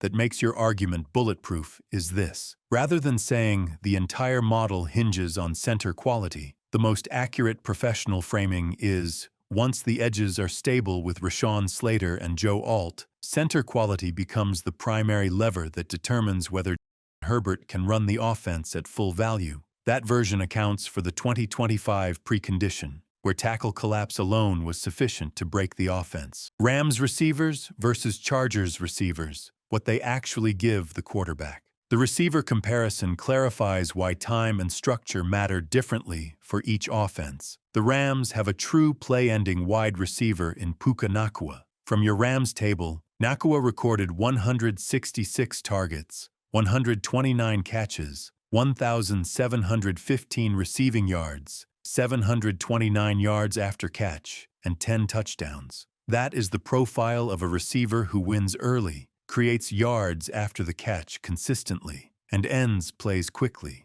so the quarterback does not need to reach the third read as often. The Chargers' closest early answer equivalent is Ladd McConkey. From your depth table, McConkey recorded 106 targets, 69 catches, 821 yards, 322 yards after catch, and 6 total touchdowns across short, intermediate, and deep areas. McConkey is a legitimate accelerator, but Nacua is an engine. Nacua's catch rate is 12.6 percentage points higher. His yardage is roughly double. His yards after catch are more than double, and his touchdown output is higher. The Rams have a receiver who can serve as the offense's first answer at massive volume without sacrificing efficiency. The Chargers have quality pieces, but not that level of every-down gravity at scale. The Rams' second receiver role is also concentrated differently. Devontae Adams from your table recorded 114 targets, 60 catches, 789 yards, 14 touchdowns, and 123 yards after catch. That is a low catch percentage, high leverage scoring profile, especially in the red zone and on boundary isolation routes. The Chargers distribute that vertical payoff across Quentin Johnston and Oronde Gadsden II. Johnston recorded 83 targets, 54 catches, 755 yards, 8 touchdowns, and 231 yards after catch, including 10 catches on 21 deep targets, 4 touchdowns. Johnston is more efficient on a per-catch basis than Adams in this sample, but Adams is used as a concentrated touchdown engine. The Rams centralize leverage, while the Chargers distribute it. The Rams' tight end and running back usage is also extremely quarterback-friendly. Colby Parkinson recorded 56 targets, 43 catches, 408 yards, 296 yards after catch, and 8 touchdowns. Kyren Williams recorded 50 targets, 36 catches, 281 yards, and 171 yards after catch. The Chargers also have effective outlet answers, as your Omarion Hampton Vidal data confirms, but the Rams appear to extract more yards after catch and scoring value from those layers. That matters for timing, because tight ends and running backs who consistently turn 10 into second and 4 reduce how often the quarterback must hold the ball to reach deeper layers. The big picture difference can be stated cleanly. The Rams have fewer total receiver layers, but faster first answers at elite volume, plus a dedicated touchdown hammer and efficient tight end and running back production. The Chargers have more complete receiver geometry, Ladd McConkey, Keenan Allen, Quentin Johnston, Oronda Gadsden II, and running back outlets, but their offense requires the pocket to survive longer to cash in consistently. Rams receivers reduce the need to hold the ball. Chargers receivers reward holding the ball if protection holds. Herbert's time in the pocket compared to other quarterbacks. Herbert's overall time to throw is not extreme. From your table, his average time to throw on all dropbacks was 2.96 seconds, ranking 18th out of the 26 quarterbacks listed. His time to throw on attempts was 2.74 seconds, on sacks was 3.51 seconds, and on scrambles was 4.63 seconds. He is roughly 0.4 of a second slower than the fastest quarterbacks, such as Tua Tagovailoa and Jared Goff, nearly identical to Patrick Mahomes, slightly faster than Josh Allen, and clearly faster than the slowest group such as Brock Purdy and Caleb Williams. This places Herbert in the middle to slightly slow band, not at the extreme. The type of holding is what matters. Herbert's attempt time is normal for a progression offense. His sack time shows that plays are not failing instantly, they are failing after development. His scramble time is not extreme. This aligns with the idea that Herbert is not late on throws so much as plays are extending. The pocket is breaking down, and sacks are occurring in the 3.3 to 3.7 second window. Your table also makes clear where sacks live. Herbert's quick game bucket accounted for 41.1% of dropbacks, with a completion rate of 75.5%, yards per attempt of 6.2, and only 10 sacks, with a time to throw around 1.88 seconds. His extended play bucket accounted for 58.8% of dropbacks, with a completion rate of 57.4%, yards per attempt of 8.0, 236 pressures, and 50 with to throw around 3.73 seconds. That yields a pressure-to-sack rate of 21.2%, exactly the number that keeps appearing in your analysis. Herbert's sacks are overwhelmingly extend failures, not quick-game failures. Comparing Herbert to Matthew Stafford sharpens the point. Stafford's average time to throw was 2.73 seconds, and in extended plays, he converted pressure to sacks at roughly 14.3%. Herbert converted pressure to sacks at 21.2% in the same bucket. Even before accounting for scheme or receivers, Herbert paid a much higher tax when plays extended. That difference mirrors what your line table and Herbert's pressure splits already implied. Final synthesis. The Rams reduced time to throw demand through receiver immediacy and yards after catch, particularly through Puka Nacua. Herbert is not the slowest quarterback, but a large share of his dropbacks live in extended play territory, and in 2025, that territory carried an enormous sack tax due to tackle and interior instability. Comparing the Chargers to the Rams does not weaken the conclusion that interior continuity is critical. It strengthens it. The Rams reduce how often extended play required. The Chargers asked Herbert to hold longer and their interior and depth situation made that choice extremely expensive. Separating the passing depth buckets clarifies the story. You actually pasted two different passing depth tables, and separating them resolves a lot of confusion. The first table, with average depth of target values in the mid to high 20s and yards per attempt in the low teens to high teens, represents true deep shots of 20 or more yards downfield. The second table, with an average depth of target around 13 to 15 yards and yards per attempt roughly between 7 and 13, represents intermediate chunk throws in the 10 to 19-yard range.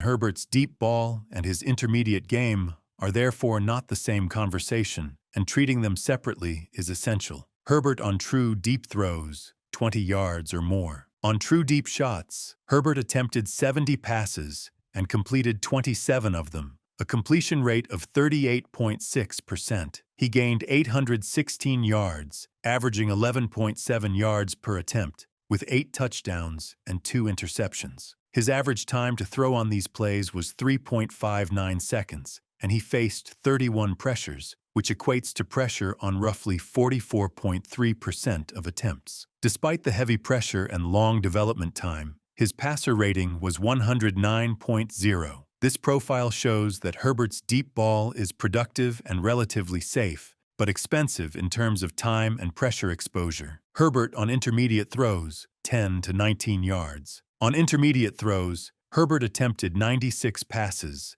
and completed 61, a strong 63.5% completion rate. He gained 985 yards at 10.3 yards per attempt, with 8 touchdowns and 6 interceptions. His average time to throw was 3.22 seconds, and he faced 44 pressures, meaning roughly 45.8% of these attempts were pressured. His passer rating was 99.5. Notably, his turnover-worthy play rate was just 2.9%, which is very low relative to the interception total. This combination indicates accuracy and generally sound decisions, but interceptions clustering in an environment defined by pressure and late windows rather than reckless throws. How Herbert compares to the quarterbacks in your table. Within the subset of quarterbacks shown in your pasted table, Herbert's intermediate profile stands out. His completion percentage ranks near the top of the group, roughly tied for 5th. His average time to throw of 3.22 seconds is among the slowest in the sample, ranking 4th slowest. His pressure rate per attempt, at nearly 46%,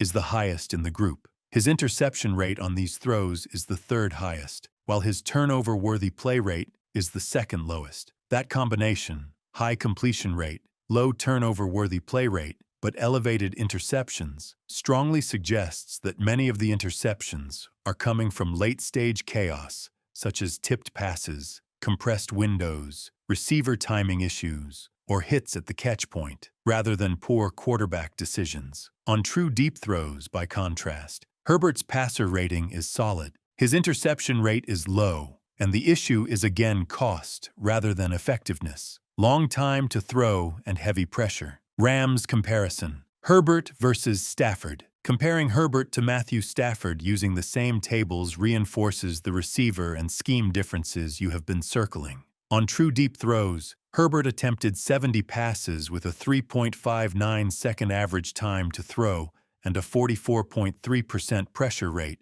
producing an 8-to-2 touchdown-to-interception ratio and a 109.0 passer rating. Stafford attempted 95 deep passes, threw them faster at 3.09 seconds, faced pressure on only 29.5% of attempts, and produced an 11-to-1 touchdown-to-interception ratio with a 124.3 passer rating. On intermediate throws, Herbert attempted 96 passes at 3.22 seconds, with a 45.8% pressure rate, while Stafford attempted 161 passes at just 2.86 seconds, with a 30.4% pressure rate. Stafford threw fewer interceptions, generated more turnover-creating throws, and maintained efficiency with less exposure to pressure. This aligns cleanly with the idea that Rams receivers and concepts produce earlier wins and cleaner timing, masking offensive line stress more effectively than the Chargers did in 2025. Why the intermediate window is the real breakpoint. The Chargers' problem is not that Herbert cannot throw deep.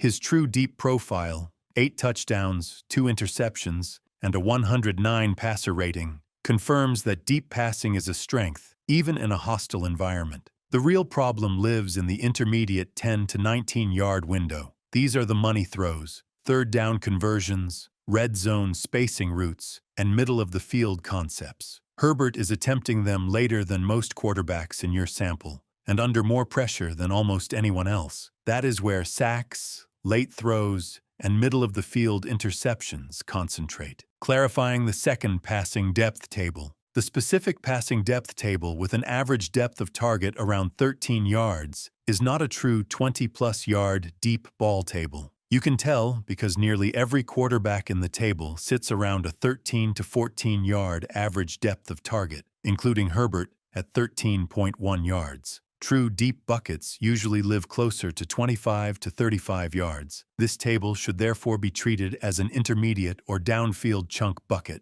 Very likely the 10 to 19-yard range or a combined 10-plus export depending on the filter. In this bucket, Herbert attempted 96 passes, completed 63.5% of them, averaged 10.3 yards per attempt, and posted an 8-to-6 touchdown-to-interception ratio with a passer rating of 99.5. His pass grade was strong, his big-time throw rate was low but acceptable, and his turnover-worthy play rate was extremely low. Yet he faced pressure on nearly half of his attempts and produced the highest interception-to-turnover-worthy play ratio in the sample. That is a classic signature of timing disruption rather than decision failure. The three-bucket view reconciles everything. Taken together, your three exports form a coherent picture. On short throws, with an average depth of target around 4.6 yards, Herbert threw quickly at roughly 2 seconds, completed over 76% of passes, and produced a low interception rate. In the intermediate bucket around 13 yards, his time to throw jumped to 3.22 seconds. Pressure exposure spiked, and interception rate rose sharply.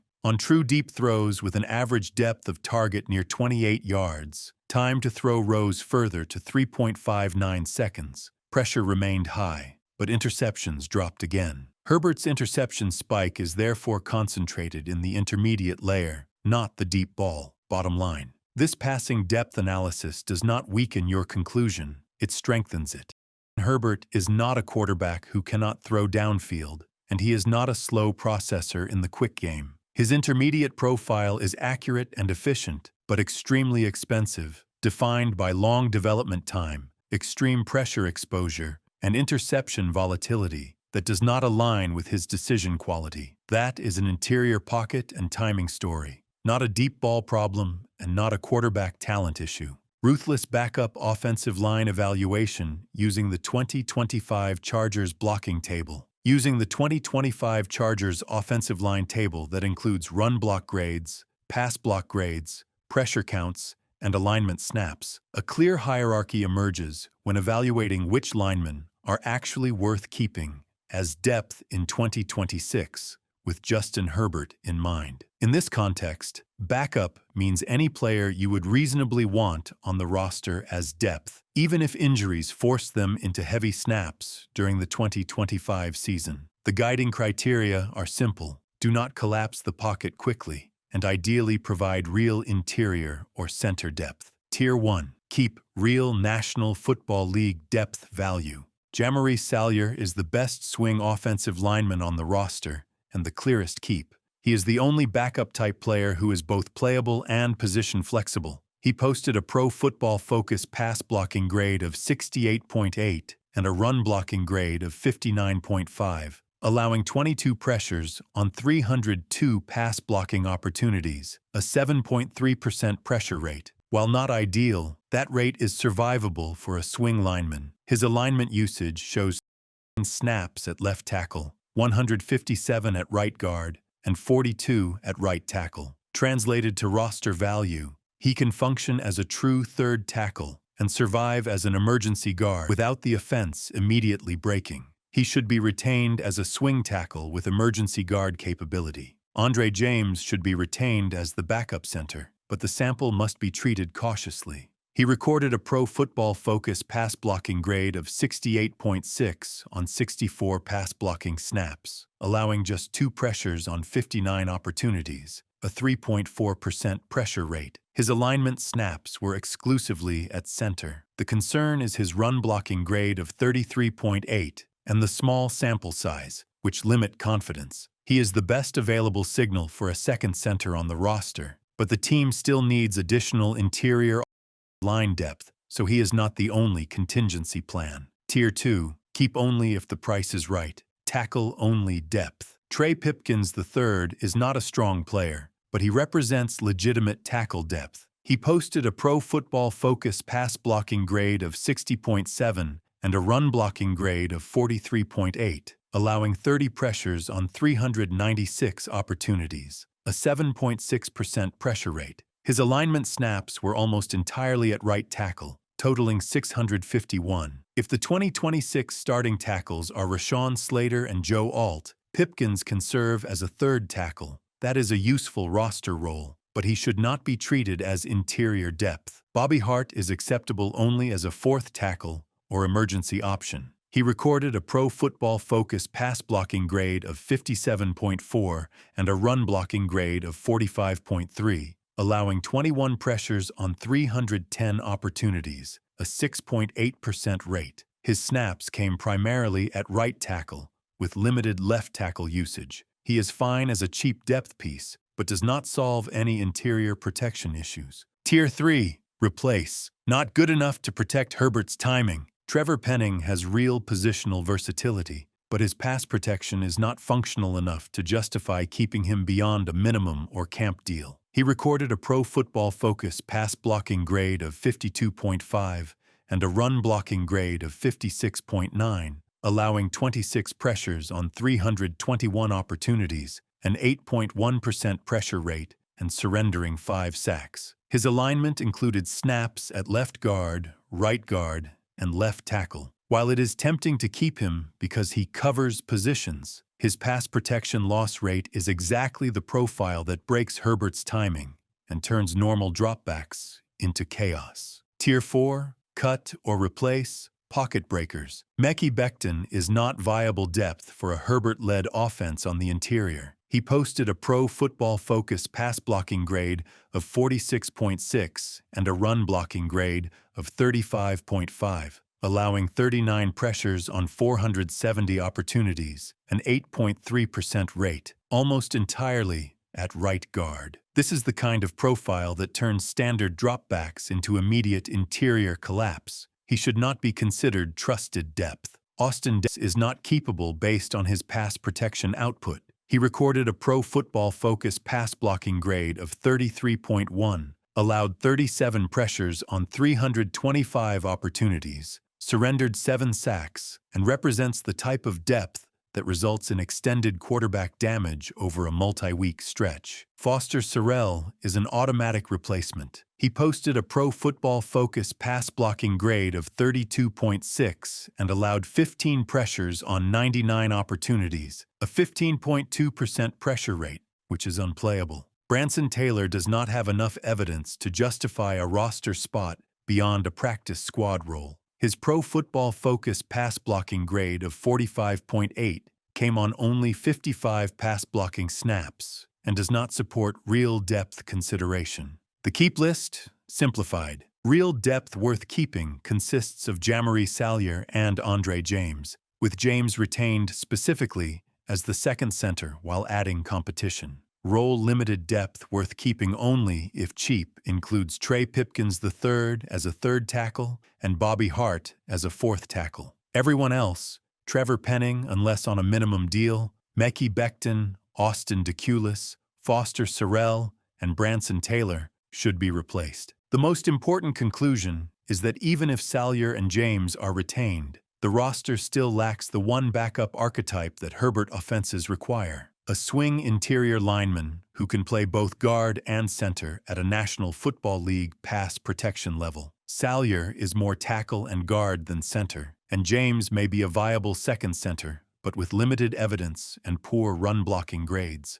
The correct 2026 depth plan is therefore to keep Salyer, Keep Andre James. Add a real starting center. Add one legitimate interior backup who can play guard and center, and treat the remaining linemen as replaceable bodies. Optimizing Chargers 11 personnel for Herbert. If the Chargers are operating primarily from 11 personnel, defined as one running back, one tight end, and 3 wide receivers, and the goal is to optimize for Herbert based on actual 2025 alignment efficiency, the best base package is the one that preserves width, provides early separation, maintains a true slot option, and deploys the tight end who creates value when flexed, rather than only blocking. The best base 11 personnel package consists of Quentin Johnston, Ladd McConkey, and Keenan Allen at wide receiver, with Oronde Gadsden II at tight end. Johnston functions as the boundary X receiver. He recorded 69 wide targets with plus 17.4 expected points added or plus 0.25 expected points added per target, scored 6 touchdowns from wide alignments, posted an average depth of target of 12.8 yards, and averaged a time to throw of 2.3 seconds. He is the only wide receiver on the roster who provides real boundary expected points added and touchdown payoff, so he must stay outside. McConkey functions best as the Z receiver with motion flexibility. He recorded 30 wide targets, caught 70% of them, generated plus 8.5 expected points added, or plus 0.28 expected points added per target, and produced meaningful yards after catch with an average depth of target of 11.7 yards. He is the best make-the-quarterback-right-now receiver on the roster while still generating explosive plays. Allen should be deployed primarily in the slot. Although he recorded 68 wide targets, his efficiency outside was modest at roughly plus 0.10 expected points added per target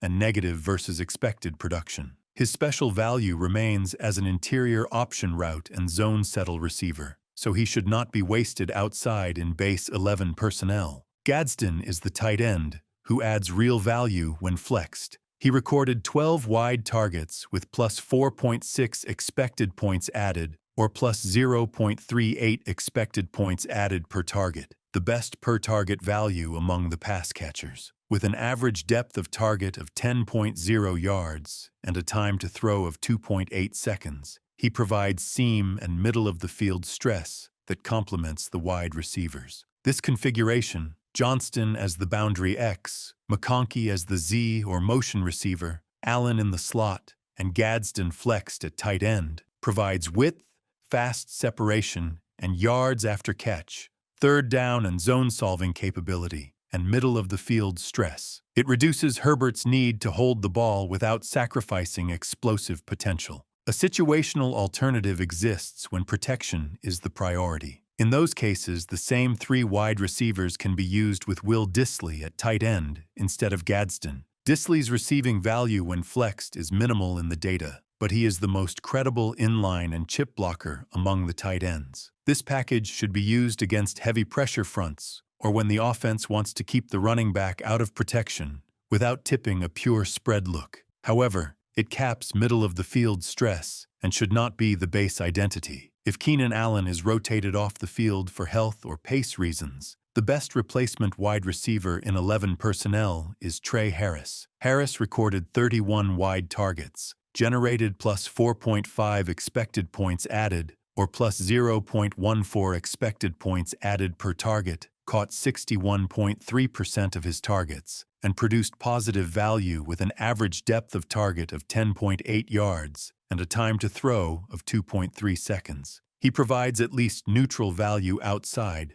unlike Keandre Lambert-Smith, whose wide usage produced negative expected points added. Final call. If the question is the best default 11 personnel package, the answer is Quentin Johnston, Ladd McConkey, and Keenan Allen at wide receiver with Oronde II at tight end. If the question is the best 11 personnel grouping when protection is the priority, the same wide receivers with Will Dissly at tight end is the correct tactical adjustment. How the slot alignment data refines, but does not change, the best 11 personnel grouping. The slot alignment splits do not change which 4 pass catchers belong on the field in the Chargers' best 11 personnel package. but they materially change how those players should be aligned and deployed. The data makes 5 points very clear. Keenan Allen is the primary slot engine by both volume and efficiency. Quentin Johnston has legitimate and efficient big slot value with access than commonly assumed. Oronde Gadsden II is a true inside mismatch tight end whose slot usage is real and productive. Trey Harris profiles as a highly efficient inside wide receiver option, lower volume. And Ladd McConkey should not be treated as a static slot receiver in base 11 personnel because his value comes from motion and wide leverage rather than stationary inside alignments. What the slot table definitively proves. Keenan Allen is the base slot receiver in any optimal 11 personnel configuration. He recorded 122 slot targets, generated plus 29.8 expected points added, or plus 0.24 expected points added per target, caught 66.4% of his targets, posted an average depth of target of 8.5 yards, and averaged a time to throw of 2.6 seconds. This profile is exactly what Herbert needs when interior pressure disrupts timing. Fast, reliable, and profitable completions from inside. There is no data-driven argument against Allen being the primary slot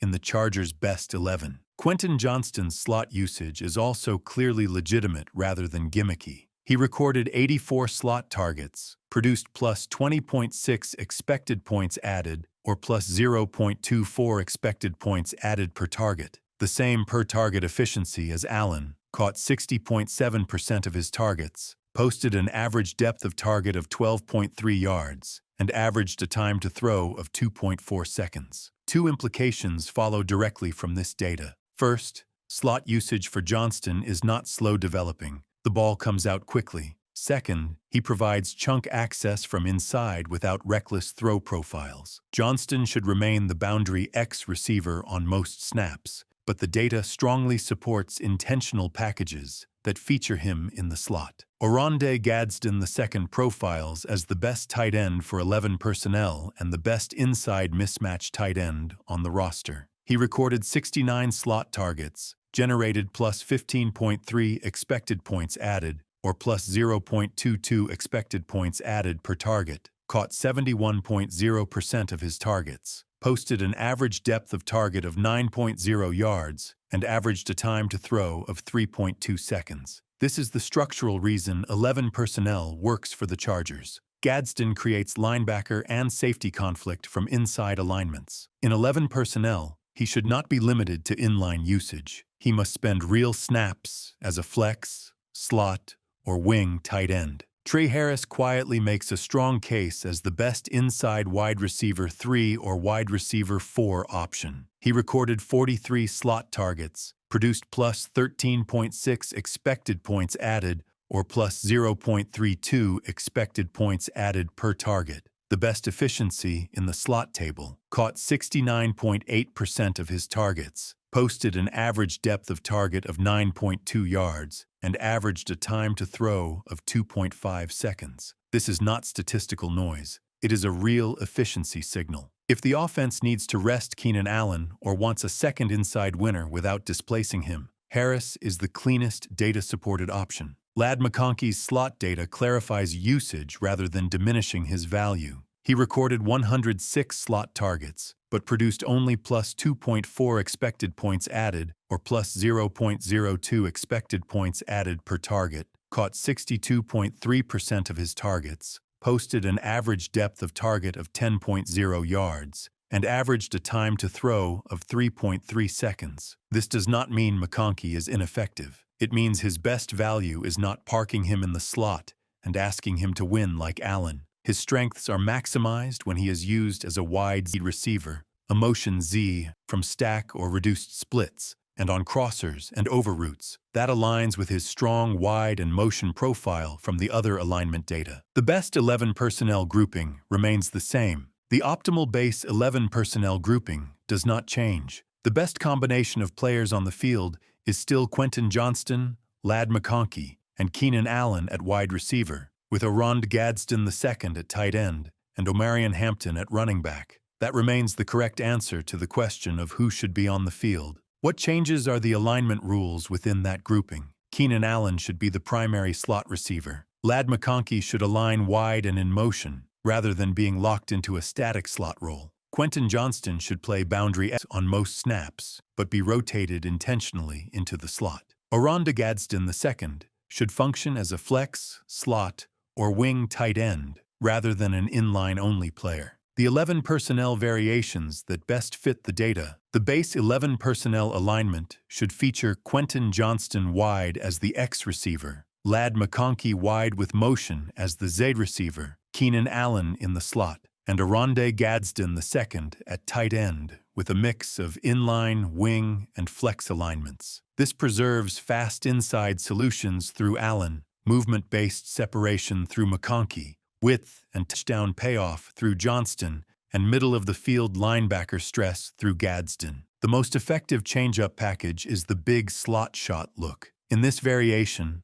Johnston is moved into the slot, which the data shows is efficient and quick access, with plus 0.24 expected points added per target, a 2.4-second time to throw, and a 12.3-yard average depth of target. One true wide separator, usually McConkey, remains outside. Allen can either stay inside in trips or bunch looks, or be rotated off the field if the offense wants more speed. Two clean versions of this package are Johnston, Allen, and McConkey together in trips, or Johnston, McConkey, and Trey Harris if Allen is rested, but the offense still wants inside wins. A third useful variation is the slot wide receiver 3 package. When defenses key heavily on Allen, or when the offense wants to stress linebackers and nickel defenders with two inside winners, Allen remains in the slot. Trey Harris becomes the second inside receiver. Johnston stays wide as the X receiver, and Gadsden is flexed or aligned at wing. This configuration generates inside value without forcing McConkey into a role that the data suggests is not his most efficient usage. Final takeaway. The slot alignment data confirms that the best 11 personnel package remains Quentin Johnston, Ladd McConkey, and Keenan Allen at wide receiver with Oronda Gadsden II at tight end. What it also clarifies is how those players should be used. Allen as the base slot, McConkey wide and motion receiver rather than a static slot, Johnston as a boundary X with designed big slot snaps, and Gadsden as a flex tight end who belongs inside rather than exclusively inline. How the slot alignment data refines, but does not change, the best 11 personnel grouping. The slot alignment splits do not change which 4 pass catchers belong on the field in the Chargers' best 11 personnel package, but they materially change how those players should be aligned and deployed. The data makes 5 points very clear. Keenan Allen is the primary slot engine by both volume and efficiency. Quentin Johnston has legitimate and efficient big slot value with faster access than assumed. Oronda Gadsden II is a true inside mismatch tight end whose slot usage is real and productive. Trey Harris profiles as a highly efficient inside wide receiver option despite lower, and Ladd McConkey should not be treated as a static slot receiver in base 11 personnel because his value comes from motion and wide leverage rather than stationary inside alignments. What the slot table definitively proves: Keenan Allen is the base slot receiver in any optimal 11 personnel configuration. He recorded 122 slot targets, generated plus 29.8 expected points added, or plus 0.24 expected points added per target, caught 66.4% of his targets, posted an average depth of target of 8.5 yards, and averaged a time to throw of 2.6 seconds. This profile is exactly what Herbert needs when interior pressure disrupts timing. Fast, reliable, and profitable completions from inside. There is no data-driven argument against Allen being the primary slot in the Chargers' best 11. Quentin Johnston's slot usage is also clearly legitimate rather than gimmicky. He recorded 84 slot targets, produced plus 20.6 expected points added, or plus 0.24 expected points added per target, the same per-target efficiency as Allen, caught 60.7% of his targets, posted an average depth of target of 12.3 yards, and averaged a time to throw of 2.4 seconds. Two implications follow directly from this data. First, Slot usage for Johnston is not slow developing. The ball comes out quickly. Second, he provides chunk access from inside without reckless throw profiles. Johnston should remain the boundary X receiver on most snaps, but the data strongly supports intentional packages that feature him in the slot. Rhonda Gadsden II profiles as the best tight end for 11 personnel and the best inside mismatch tight end on the roster. He recorded 69 slot targets, generated plus 15.3 expected points added, or plus 0.22 expected points added per target, caught 71.0% of his targets, posted an average depth of target of 9.0 yards, and averaged a time to throw of 3.2 seconds. This is the structural reason 11 personnel works for the Chargers. Gadsden creates linebacker and safety conflict from inside alignments. In 11 personnel, he should not be limited to inline usage. He must spend real snaps as a flex, slot, or wing tight end. Tree Harris quietly makes a strong case as the best inside wide receiver 3 or wide receiver 4 option. He recorded 43 slot targets, produced plus 13.6 expected points added, or plus 0.32 expected points added per target.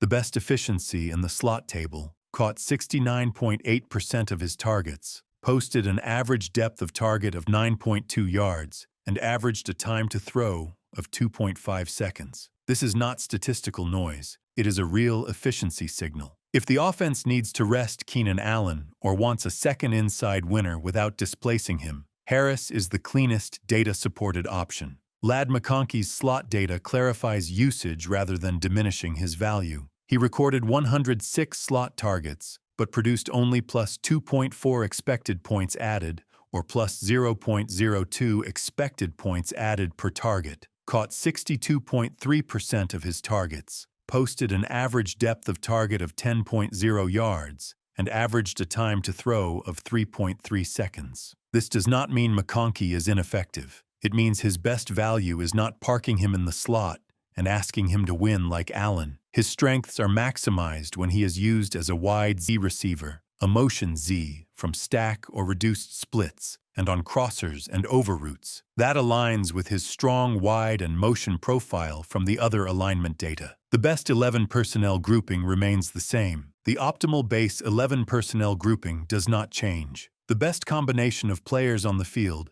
is still Quentin Johnston, Ladd McConkey, and Keenan Allen at wide receiver, with Oronde Gadsden II at tight end and Omarion Hampton at running back. That remains the correct answer to the question of who should be on the field. What changes are the alignment rules within that grouping. Keenan Allen should be the primary slot receiver. Ladd McConkey should align wide and in motion rather than being locked into a static slot role. Quentin Johnston should play boundary X on most snaps, but be rotated intentionally into the slot. Oronde Gadsden II should function as a flex, slot, or wing tight end, rather than an inline-only player. The 11 personnel variations that best fit the data. The base 11 personnel alignment should feature Quentin Johnston wide as the X receiver, Ladd McConkey wide with motion as the Z receiver, Keenan Allen in the slot, and Oronde Gadsden II at tight end, with a mix of inline, wing, and flex alignments. This preserves fast inside solutions through Allen, movement-based separation through McConkey, width and touchdown payoff through Johnston, and middle-of-the-field linebacker stress through Gadsden. The most effective change-up package is the big slot shot look. In this variation, Johnston is moved into the slot, which the data shows is efficient and quick access, with plus 0.2 expected points added per target, a 2.4 second time to throw, and a 12.3 yard average depth of target. One true wide separator, usually McConkey, remains outside. Allen can either stay inside in trips or bunch looks, or be rotated off the field if the offense wants more speed. Two clean versions of this package are Johnston, Allen, and McConkey together in trips, or Johnston, McConkey, and Trey Harris if Allen is rested, but the offense still wants inside wins. A third useful variation is the slot wide receiver 3 package, when defenses key heavily on Allen,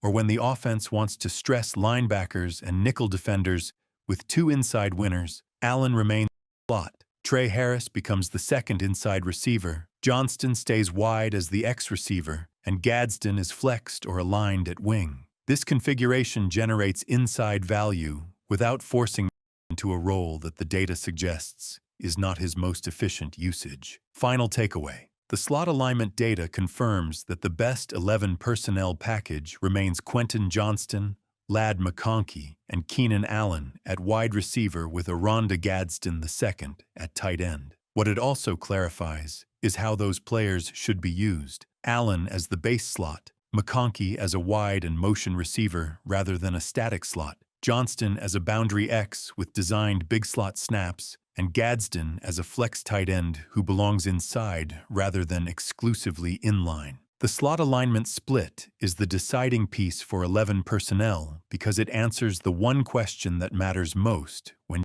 Herbert is dealing with interior instability. Who can live in the slot at meaningful volume without bleeding? Expected points added. In plain terms, the slot table shows that Keenan Allen is the slot engine by both efficiency and volume, while Ladd McConkey's heavy slot usage is a clear negative in this specific role. Quentin Johnston's slot usage is productive but low volume, making it better as a changeup than as an every-down identity. Aronda Gadsden II provides real inside tight end value, but slot usage for a tight end should not be confused with overall tight end value. Trey Harris looks extremely efficient in the slot, but the sample is too small to build a base offense around it. Will D and Tyler Conklin provide either low-value or slow-developing slot targets, which defeats the point of 11 personnel as a fast answer structure. When aligned in the slot, Keenan Allen produced 54 targets and generated plus 23.3 expected points added,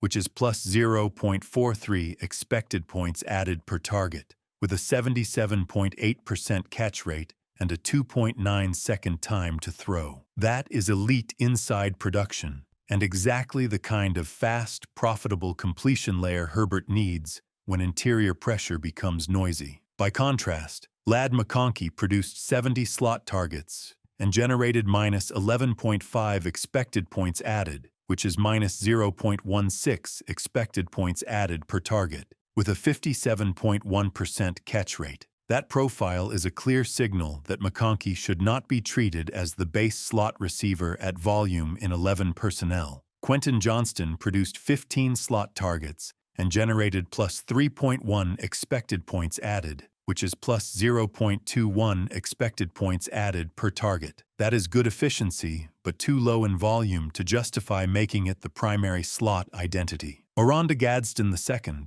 produced 41 slot targets with neutral expected points added, a 73.2% catch rate, and 12.0 yards per reception, indicating that he can function inside and threaten seams and overs, even if that particular slot usage is not driving expected points added. Trey Harris produced 10 slot targets and generated plus 7.8 expected points added, which is plus 0.78 expected points added per target. But the sample is small enough that it should be treated as a designed rotation role rather than a base offensive foundation. Dissly and Conklin's slot usage is either low value or slow developing, including a 4.3-second time to throw for Dissly, which is not what you want in 11 personnel when the entire point is access to quick answers. Based on both the wide and slot splits, the best base 11 personnel package remains the same in terms of who is on the field. Quentin Johnston, Ladd McConkey, and Keenan Allen at wide receiver, with Aronda Gadsden II at tight end. The difference is that the alignment rules become non-negotiable. In base 11 personnel, Keenan Allen should be the true slot receiver. McConkey should be deployed as a motion Z and wide leverage player rather than as a static slot target hog. Johnston should be the boundary X receiver most snaps with intentional big slot packages mixed in. And Gadsden should be the tight end paired with 11 because he can function as a receiver and force coverage decisions. Two sub-packages should be built into the offense because the data supports them without forcing the base identity into inefficiency. The first is an 11 personnel big slot shot changeup in which Johnston is placed in the slot with Allen and McConkey outside and Gadsden at tight end. This should be used when the offense wants seam, dig, or glance looks, run-pass option variants, play-action shot structures, or slot mismatch opportunities against nickel defenders. This package manufactures slot explosives without turning McConkey into a negative expected points added slot grinder. The second is a rotation package designed for times when Allen needs rest or when the offense wants two inside winners without moving Allen out of his best role. In that configuration, Tre Harris can be used selectively as the slot receiver, with Johnston and McConkey outside and Gadsden at tight end. The efficiency signal is loud enough to justify a designed role, but not loud enough, given the sample size, to justify rebuilding the base offense around it. The clean rule this slot table gives you is straightforward. In 11 personnel, Keenan Allen is the slot. Ladd McConkey is the motion Z and wide separator rather than the static slot at volume. Quentin Johnston is the boundary X with designed big slot snaps as a changeup. Oronda Gadsden II is the tight end paired with 11 because he can function as a receiving tight end and keep 11 personnel from becoming 3 wide receivers plus an extra blocker. If you follow that rule, you naturally keep Herbert's answers fast through inside wins, preserve explosive potential through Johnston outside and occasional big slot packages, and avoid the slot inefficiency tax that shows up as minus 11.5 expected points added on McConkey slot targets in your table. If Quentin Johnston is the primary slot in 11 personnel, the best package depends on why you are doing it. If Keenan Allen is available, and the goal is maximizing top-end talent every snap, the offense can keep Allen on the field while accepting that he is being moved away from his best alignment to accommodate Johnston in the slot. If Johnston in the slot is being used as a changeup, or if Allen is off the field due to rest, injury, or future roster reality, the cleaner and more coherent structure is to build around Johnston in the slot with outside separators and a tight end alignment that prevents easy brackets. Your splits support a recommended Johnston slot 11 package that keeps structure clean. Tre Harris as the boundary X receiver, Ladd McConkey as the motion Z, Quentin Johnston as the slot receiver, Oronda Gadsden II, aligned tight or condensed at tight end, and Omarion Hampton at running back. Harris matters here because you need an outside receiver who keeps the formation honest without forcing the offense to slow down. McConkey's role remains motion and leverage creation, not static slot volume. Johnston in the slot is supported by his positive expected points, added per target, and quicker access timing, while Gadsden aligned tight provides the condensed explosive threat that prevents defenses from simply bracketing Johnston in the slot all game. Hampton is essential as the scan and outlet option because this package is designed to tempt deeper concepts and must still have a pressure answer when the interior leaks. If you insist on keeping Keenan Allen on the field while also placing Johnston in the slot, the higher talent but messier geometry version becomes Allen as the boundary X receiver, McConkey as the motion Z, Johnston in the slot, Gadsden at tight end, and Hampton at running back. That package keeps the biggest names on the field, but comes with the clear trade-off that Allen's elite slot role is being sacrificed to force Johnston into the slot. The practical usage rule remains that the best every down 11 structure is Allen in the slot with Johnston wide, while Johnston in the slot should be treated as a changeup or as a Keenan-less package rather than the default structure. The tight alignment data also provides a clean answer for 12 personnel, defined as 1 running back, 2 tight ends, and 2 wide receivers. For Herbert, the best 12 personnel grouping is the one that simultaneously preserves a fast, reliable get-out-of-jail answer and still threatens the middle of the field vertically, so defenses cannot sit on throws. Your alignment splits point to one best package, Quentin Johnston as the isolated wide X receiver, Keenan Allen as the inside or reduced split receiver, Oronda Gadsden II as the move tight end, aligned tight or wing, Will Dissly as the inline tight end, and Omarion Hampton at running back. Johnston provides real boundary width and explosive threat. Allen provides the interior stabilizer role that prevents sacks and empty reps when spacing tightens. Gadsden provides the middle of the field vertical stress and play-action payoff that makes 12 dangerous. Dissly provides structural value through blocking credibility and chip help, and Hampton provides scan and outlet value that converts pressure into checkdowns instead of sacks. To make that 12 personnel package play like true 12 rather than a crowded version of 11,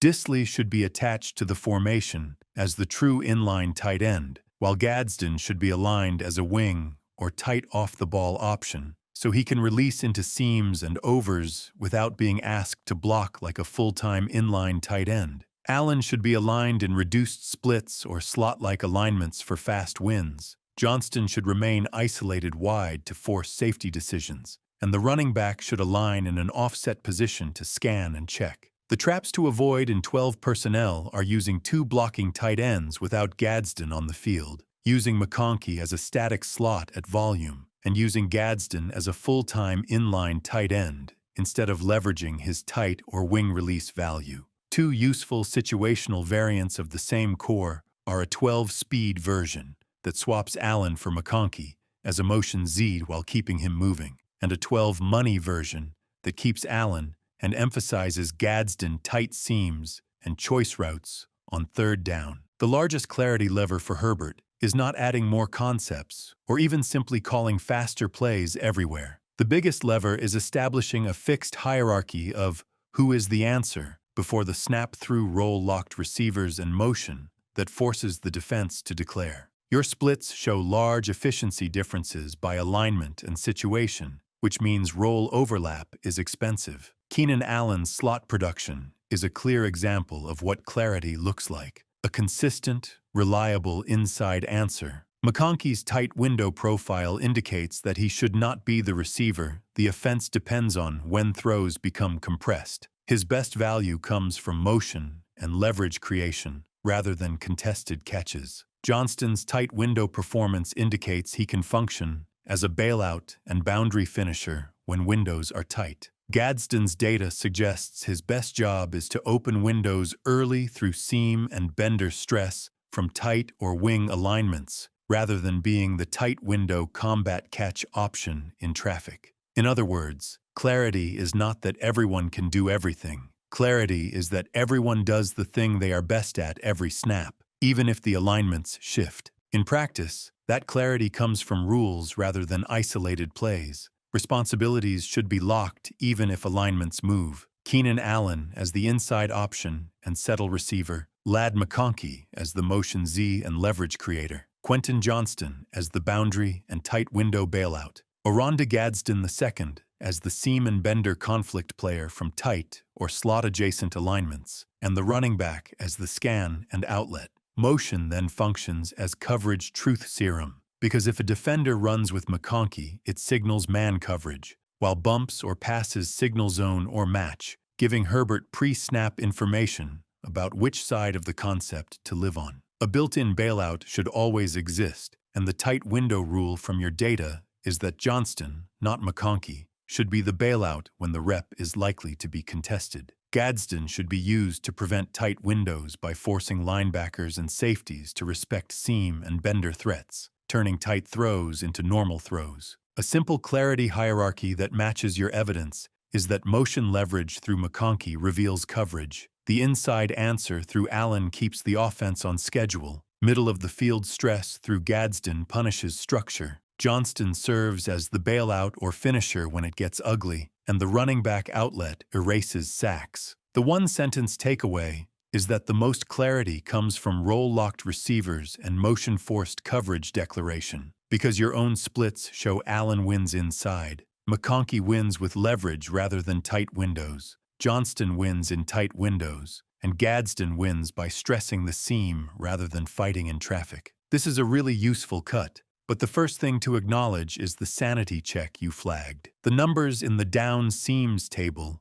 appear identical to the slot alignment table you posted earlier, including the same targets, yardage, expected points added, average depth of target, and time to throw for Keenan Allen, Quentin Johnston, Oronda Gadsden II, Trey Harris, Ladd McConkey, Will Disley, and others. That can happen if the filter did not actually change, if the query is effectively inheriting the slot filter, or if the tool is defining down seams in a way that overlaps almost perfectly with your prior selection. With that caveat, I will treat this as a middle of field or seam area usage cut in the way you intended, while keeping in mind that a true seam location cut could change the distribution and would require a recalibration. Even with that caveat, the table still tells you something valuable. It identifies which players produce the most value when the ball is traveling between the numbers rather than living on the boundary. In terms of expected points added per target, Trey Harris leads at plus 0.32 with a meaningful sample of 43 targets. Keenan Allen sits at plus 0.24 with large volume and excellent efficiency. Quentin Johnston is also at plus 0.24. Orond Gadsden II is at plus 0.22. Will Disley is at plus 0.11 with a lower ceiling, and Ladd McConkey is essentially neutral at plus 0.02 despite very large volume. The timing data reinforces the clarity story. Johnston's time to throw is 2.4 seconds. Harris is at 2.5 seconds. Allen is at 2.6 seconds. Gadsden is at 3.2 seconds. McConkey is at 3.3 seconds. And Disley is at 3.8 seconds. The clean interpretation is that the players producing inside quickly are Allen, Harris, and Johnston, while the players producing inside later are Gadsden and especially McConkey. Fast middle-of-field wins create on-time rhythm and clarity. Late middle-of-field wins increase hold time and amplify the interior stress tax. From that, two decisive clarity rules fall out. First, the offense's middle-of-field and seam decision tree should run primarily through Keenan Allen and Orond Gadsden II, rather than through Ladd McConkey. Allen is the most reliable middle-of-field decision player because he combines large volume, strong expected points added per target, and a reasonable time to throw. Gadsden is the geometry warp player who creates leverage conflict and forces carry rules, but his longer time to throw profile implies he should often be a second or third read or a play-action defined target rather than a hold and hope primary. McConkey's near-neutral expected points added per target on huge middle-of-field volume is a warning sign about roll fit, not a statement that he is ineffective. Second, McConkey's job is to create declaration rather than to be the seam throw. The highest clarity version of the offense is McConkey as the motion and leverage tool that forces coverage identification, Allen as the inside option answer, Gadsden as the seam or bender conflict, Johnston as the payoff either outside or as an occasional big slot changeup, and Harris as the efficient secondary middle-of-field finisher. That structure is how you force the defense to tip its hand before the snap. This perspective does not change your best personnel groupings so much as it sharpens the coaching points inside them. The best 11 personnel clarity grouping remains Quentin Johnston aligned wide as the boundary X receiver, Ladd McConkey aligned as the motion Z receiver, Keenan Allen aligned in the slot as the primary middle-of-field answer, Orond Gadsden II aligned as a flex or tight end for seam and bender stress, and Omarion Hampton aligned at running back as the scan and outlet player. The key coaching point is that on middle-of-field and seam concepts, McConkey is often the influencer rather than the must-throw target. The best 12 personnel clarity grouping becomes slightly more conditional based on intent. If you are calling 12 personnel because you expect condensed windows or pressure, a clarity-first version is Johnston wide, Harris as the inside working wide receiver, Gadsden as the flex or tight seam stress, Will Disley as the inline tight end for protection structure, and Hampton as the scan and outlet player. If you are calling 12 personnel for rhythm against zone-heavy looks, you can swap Harris for McConkey, but you should keep McConkey in motion and avoid turning him into the tight window or congestion combat target. A simple, installable clarity blueprint that uses this seam or middle-of-field data correctly is that every drop-back concept should include motion identification, usually through McConkey, a fast middle-of-field answer, usually through Allen, a middle-of-field stressor, usually through Gadsden on seams or benders, a payoff option, usually Johnston outside or on a backside glance or post, and an outlet through the running back. That is clarity because Herbert is no longer figuring it out post-snap. He is confirming what the defense declared. One adjustment to your written take is worth making to keep it airtight. If you described Quentin Johnston as a seam beneficiary rather than a trigger, this table suggests a more nuanced interpretation. Johnston is producing plus 0.24 expected points added per target, with a 2.4-second time to throw and a deeper average depth of target. That combination is consistent with on-time middle-of-field value, not only late beneficiary usage. The cleaner version is that Allen and Gadsden are the primary clarity triggers that force defensive declaration, while Johnston and Harris are profit makers once declaration has been created. And McConkey is the best declaration forcer via motion, but not the best high-volume seam throw target. Stepping back, the combination of the open by 3 or more yards, outside the numbers, and between the hashes cuts locks in a clarity map for how the offense should be structured. Outside the numbers, Johnston becomes the width key because he is the only player who combines high value and fast decisions, which is what clarity looks like in practice. Between the hashes, Allen becomes the compression key because he is the only consistently positive option at meaningful volume in congested space, especially on third and medium and in the red zone. On seams and middle-of-field stress, Allen and Gadsden form the stress pair, Allen as the option and settle engine, and Gadsden as the vertical stress multiplier that forces safety carry rules. McConkey's role, across these cuts, is to force declaration through motion and leverage rather than to live as the primary hash operator in congestion. The two-key structure for maximum clarity is guaranteed width through Johnston outside and guaranteed inside answers through Allen between the hashes, with Gadsden stressing seams so defenders cannot squat on Allen. The one-sentence install version is that Johnston sets width, Allen owns the hashes,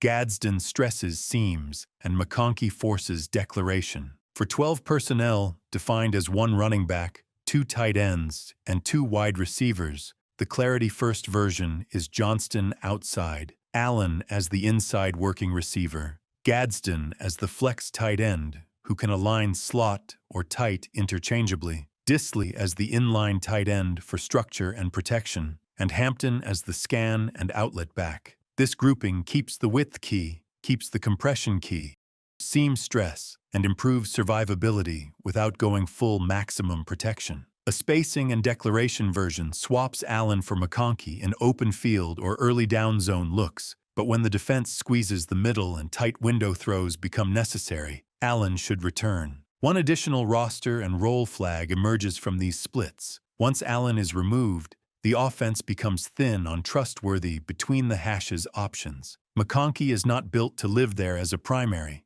Gadsden can stress seams, but is not a congestion winner on demand. And Johnston can win tight windows in general, but his best leverage does not live between the hashes as a base identity. Aside from interior protection, the cleanest non-line improvement target is developing or adding a second reliable hash operator, such as a big slot inside receiver who can survive congestion, or formalizing a situational package where Johnston becomes that player only in select downs, such as 3rd and 5 or red zone, so defenses cannot simply key on Allen. The press coverage split changes the clarity conversation in a specific way. When a defense refuses to give clarity by playing press man and disrupting releases, clarity shifts from pure separation to leverage, size, and timing. Your data indicates that Gadsden is the best press answer, with high efficiency and strong catch rates, because he wins through position even when defenders get hands on him. Allen becomes the fastest press clarity outlet,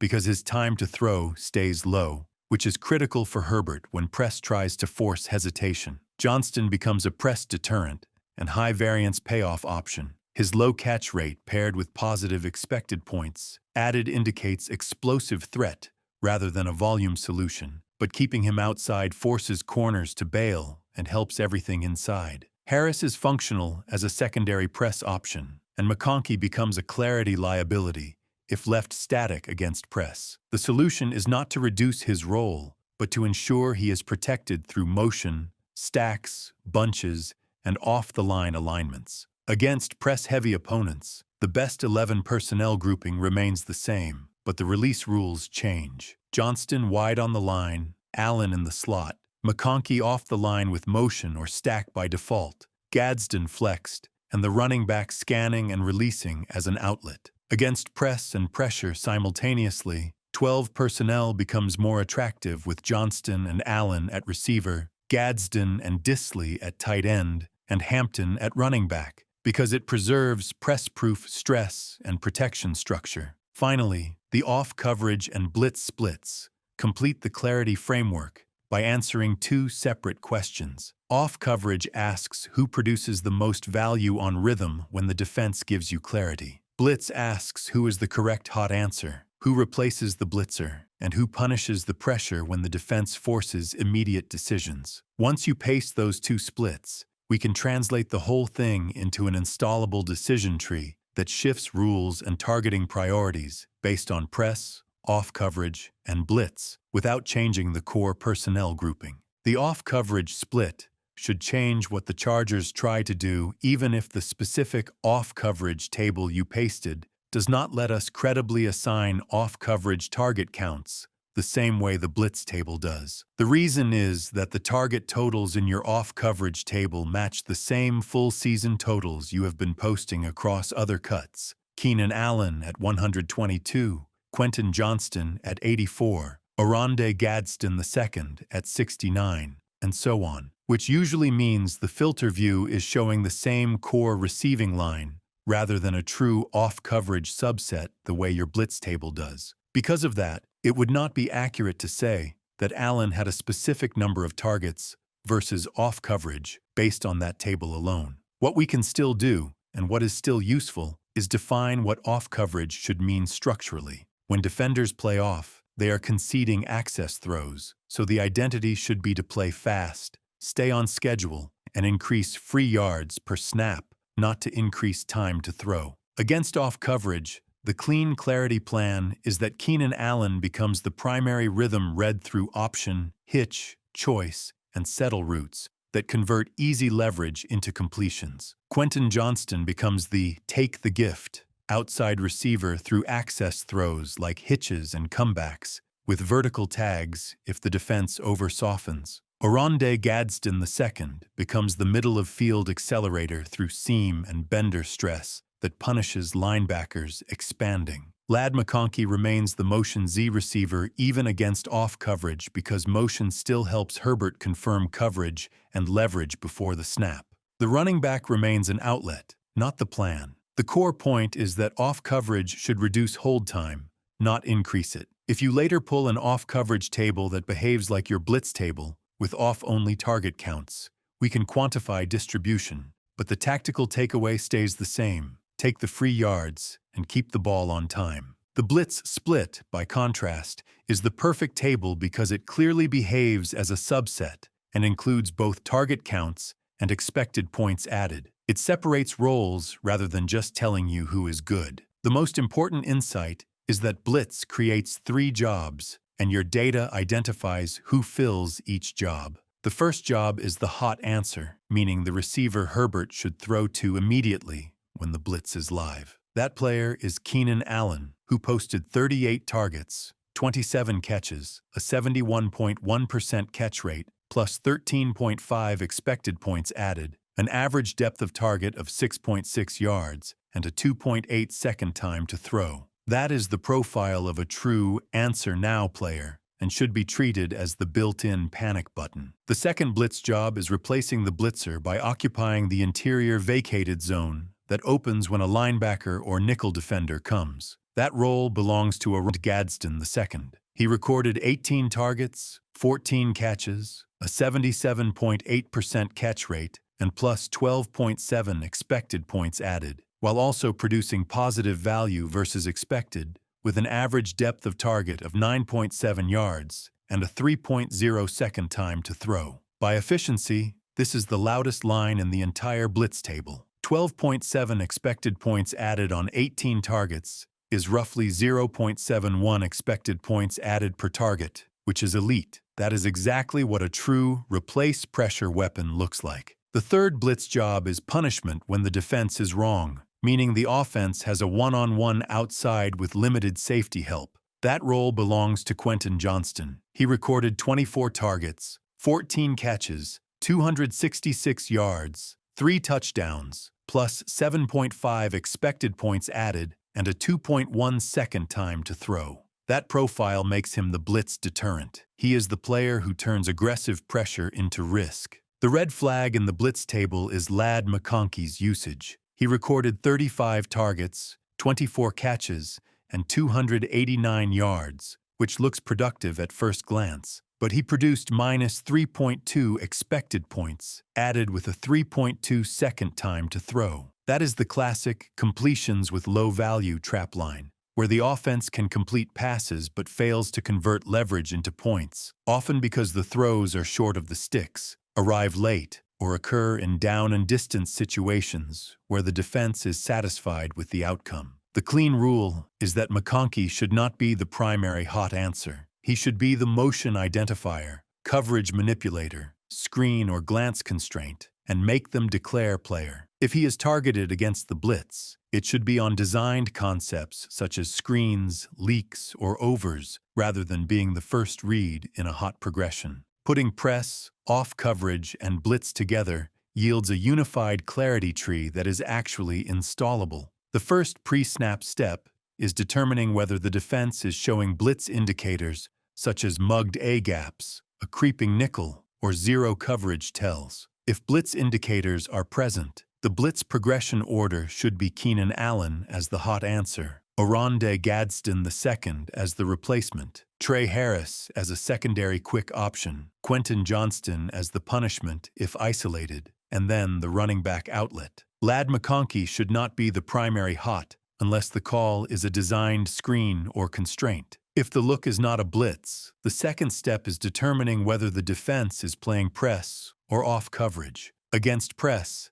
Gadsden becomes the primary press doesn't matter answer. Johnston remains outside to discourage press and force bail. Allen remains reliable as a timing outlet, and McConkey must be moved through stack, bunch, motion, or off-the-line alignments. Against off coverage, Allen becomes the primary rhythm engine. Gadsden accelerates the middle of the field, Johnston takes free access outside, and McConkey's motion remains valuable for confirmation and leverage. A simple three-call check menu that matches your data can be described as follows. The first check is the hot answer, essentially Keenan now, built around an Allen option or stick or choice route from the slot, with a running back outlet, and other routes clearing or occupying defenders. The second check is the replacement concept, essentially Oronde pop, built around a seam, bender, or sit route behind the blitzing linebacker, with Allen as a quick settle if the seam is walled.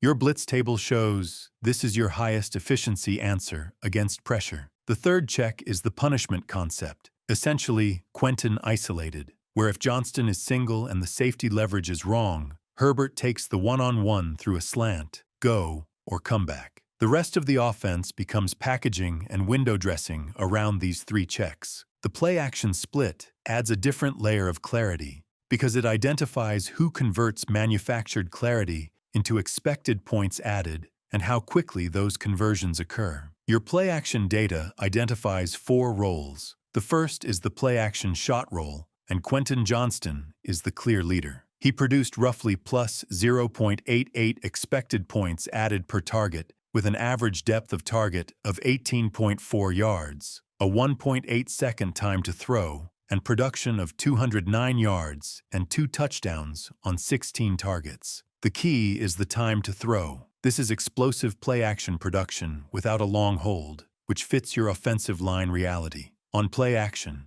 Johnston should be treated as the primary shot. The second play-action role is the conflict or middle-of-field trigger, the reason play-action works at all. That is Oronde Gadsden II. He produced roughly plus 0.72 expected points added per target, catching 78.9% of his targets for 233 yards on 19 targets, with an average depth of target of 10.2 yards and a 3.8 second time to throw. The longer time to throw indicates a designed depth to the concept, not necessarily confusion, and it reflects that Gadsden is the linebacker manipulator whose route lives in the window created when play-action freezes the second level. Play-action without Gadsden as a seam, bender, or over-threat is wasted. The third role is the play-action cleanup and conversion layer, where Keenan Allen remains extremely valuable. He produced roughly plus 0.60 expected points added per target on 11 targets,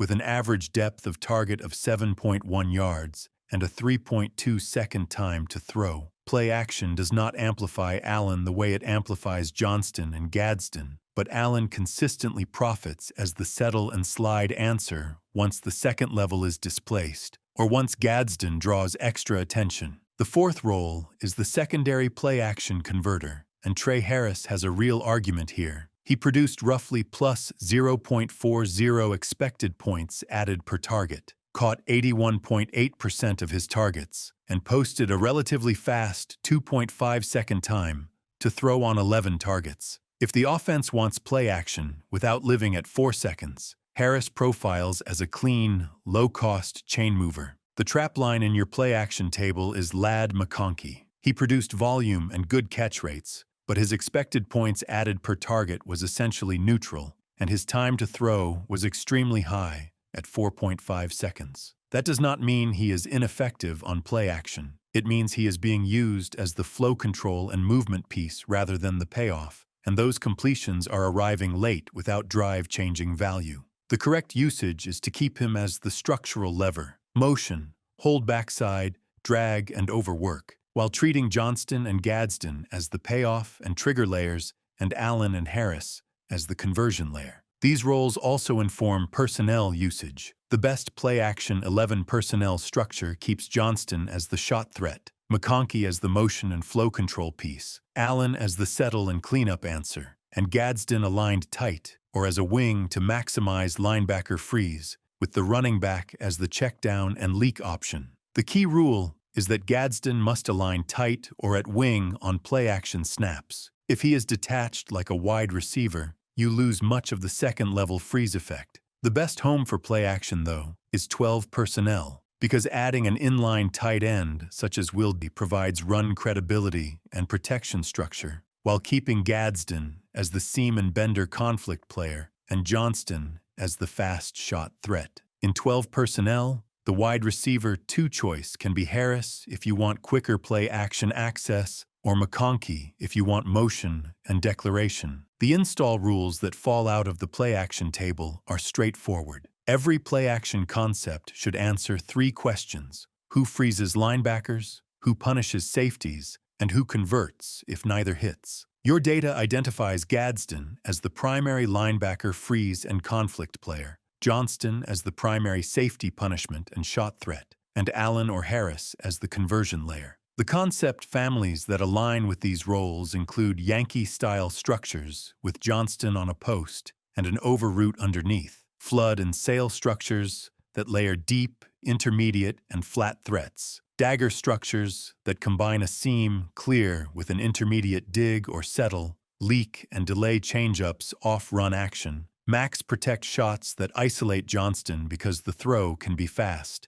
and split-zone boot structures that pair crossing routes with backside shot tags. The things to avoid are making McConkey the primary play-action red, running play-action without Gadsden as a real middle-of-field threat, or expecting other tight ends to replicate Gadsden's value in this role. The clean one-sentence takeaway is that against off coverage, the offense should play fast and take free yards with Allen as the rhythm engine, while against blitz Allen is the hot answer, Gadsden is the replacement, and Johnston is the punishment. In the play-action game, the offense should be built around Gadsden creating middle-of-field conflict and Johnston delivering the fast shot, with Allen and Harris serving as the conversion layer, while McConkey remains the motion and flow control piece rather than the payoff. The first thing to note is that the receiver motion table you pasted appears to show the same player stat lines you posted in multiple other splits, including the same targets, expected points added, average depth of target, and time to throw for Keenan Allen, Quentin Johnston, Oron de Gadsden II, Ladd McConkey, and others. That can happen if the site is still showing overall receiving totals while you are on a motion filter, if the interface is defaulting back to an all-plays view, or if the motion definition is broad enough that the Chargers' motion usage makes the totals look nearly identical to overall. Because of that, it would not be responsible to draw strong player-specific conclusions like motion created X expected points added for this player, based on that paste alone. Even so, motion rules are still useful because motion interacts directly with press, blitz, off coverage, and play action in ways your other tables already made clear. By contrast, the in-breaking routes table is clearly a true split and is extremely informative for drop-back timing.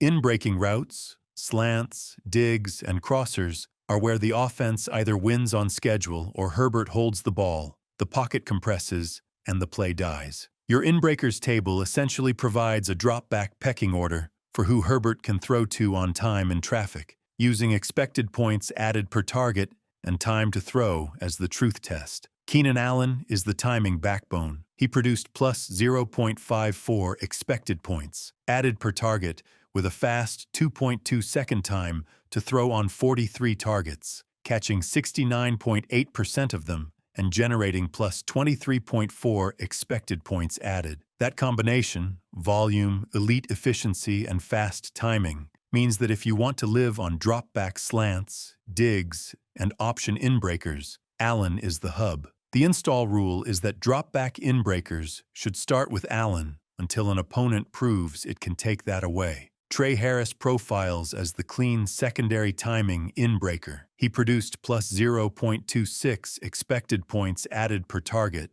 with a 2.3-second time to throw, catching 75% of his targets on 20 targets. He is not the engine the way Allen is, but he is the best second in-breaker I can trust option for shallow cross, basic dig, and glance-type concepts. The install rule is that Harris is the wide receiver you pair with Allen when you want timing reliability more than motion-driven leverage creation. Oronda Gadsden II is productive on in-breakers, but route selection matters. He produced plus 0.22 expected points added per target with a 2.5-second time to throw and an average depth of target of 10.5 yards. That suggests he is viable on in-breakers when he is breaking against linebackers or when the concept is defined through play action, high-low structures, or seam-to-dig stress. He is less ideal as the pure drop-back dig into safety help player on third and medium. The install rule is that Gadsden in-breakers should be targeted against linebackers, off-play action, or as the conflict piece, rather than being asked to be the primary dig winner against safety leverage. Quentin Johnston is a useful big-body in-breaker option, but should not be treated as the core timing engine. He produced plus 0.18 expected points, added per target, with a 2.4-second time to throw and an average depth of target of 11.7 yards. That shows he can run glance, dig, and crossing routes productively, especially against zone or single-high structures, but his best value remains as a punish and finish player rather than as the 3rd and 5 rhythm hub. The install rule is that Johnston in-breakers are best as tags, such as a backside glance or dig, or as the deeper crosser in shot concepts, rather than as the primary rhythm in-breaker on routine dropbacks. Ladd McConkey is the warning light in this split. He produced only plus 0.08 expected points added per target, with a much later 3.0-second time to throw, catching 51.9% of his targets on 52 targets, and performing below expected catch rate by 5.2%. That is the cleanest evidence so far that static, deeper in-breakers are not his best life. It is not proof that he cannot run in-breakers. It is evidence that when he is used as a primary drop-back dig or overwinner at depth, the ball comes out later and the value flattens. The install rule is that McConkey's in-breakers should be movement in-breakers, drags and overs created through motion or play action, rather than a pure drop-back dig as the first read. Given that in-breaker truth, motion in this offense should be used for 3 purposes. First, motion should remove press and create free access, using stacks, bunches, and reduced split motion to prevent jams. This is especially important for McConkey, but it also applies to Allen when the offense wants guaranteed timing.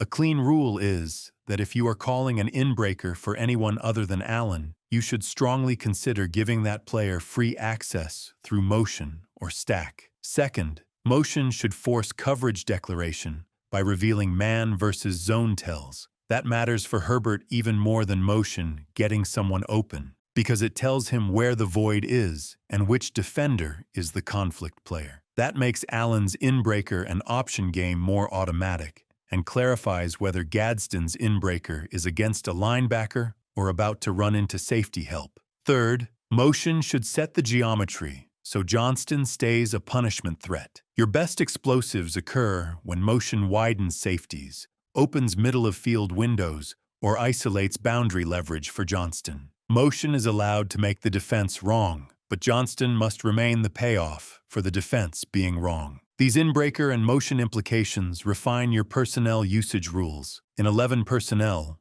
when you want drop-back timing and inbreaker-heavy football, the best structure remains Quentin Johnston at boundary X, Ladd McConkey as motion Z used as flow rather than as the primary dig target, Keenan Allen as the primary inbreaker from the slot, Oronde Gadsden II as the conflict player and seam to dig stressor, and the running back as scan and outlet. The read structure for drop-back timing becomes Allen as the first inbreaker and option answer, Gadsden as the conflict replacement window, Harris as a secondary timing option when available, Johnston as a tag or punish element, and then the outlet. The key is that McConkey is often the lever and the identifier rather than the must-throw target in this family. In 12 personnel, the inbreaker evidence introduces a useful refinement. Earlier tight window logic supported a 12 package featuring Johnston and Harris as the two wide receivers in certain situations, but the inbreaker split says that if you want to play true drop-back rhythm, you need Allen. The clean way to resolve who is wide receiver 2 in 12 is to make it situational by concept family. A 12 personnel rhythm package for drop-back and inbreakers uses Johnston and Allen at wide receiver, Gadsden and Disley at tight end, and Hampton at running back. A 12 personnel ugly package for tight windows and contested downs uses Johnston and Harris at wide receiver with the same tight ends and running back. A 12 personnel motion and identification package for coverage tells and play-action flow uses Johnston and McConkey at wide receiver, again with Gadsden and Disley and Hampton. That eliminates the false argument of a single permanent wide receiver 2 in 12 by tying the choice to what the offense is trying to do. The simplest installable rule card from this batch is that on drop-back inbreakers, Allen is the first read, Harris is the second timing option, Gadsden is the inbreaker target mainly against linebackers or in defined concepts, Johnston is the tag and punish element, and McConkey is used on inbreakers only when motion or play action creates access. Motion's job is information and access, not touches, and if McConkey is on the field, motion becomes close to mandatory to avoid the late inbreaker problem his split is signaling. Separately, your case for 12 personnel remains intact and is actually strengthened by the 2025 splits when you describe it correctly. It is not simply that two tight ends create better protection. It is that 12 personnel lets you keep your highest leverage vertical threats on the field together, access them through more credible run and play action looks, and avoid forcing McConkey into role families your own data flags as harmful. Your vertical split indicates that Johnston and Gadsden are the primary explosive engines, and 12 naturally supports play action and seam stress by forcing heavier run fits and creating cleaner edges. Your screen split suggests that Will Disley's screen value, likely coming from tight end slip and delay screens even if labeled differently, is a meaningful constraint that pairs cleanly with 12 because Disley is already on the field and credible as a blocker. Most importantly, 12 reduces the need to force McConkey into static outbreaking and vertical rolls that your data shows carry negative expected points added. In 12, role assignment becomes cleaner. Johnston can be the vertical stressor, Allen or Harris can be the boundary rhythm and outbreaking stabilizer, Gadsden can be the seam and middle-of-field stressor, and Disley can be the inline anchor and protection helper. The 12 personnel configuration your splits are asking for is Oronde Gadsden II, as the move or flex tight end featured on seams, deep crossers,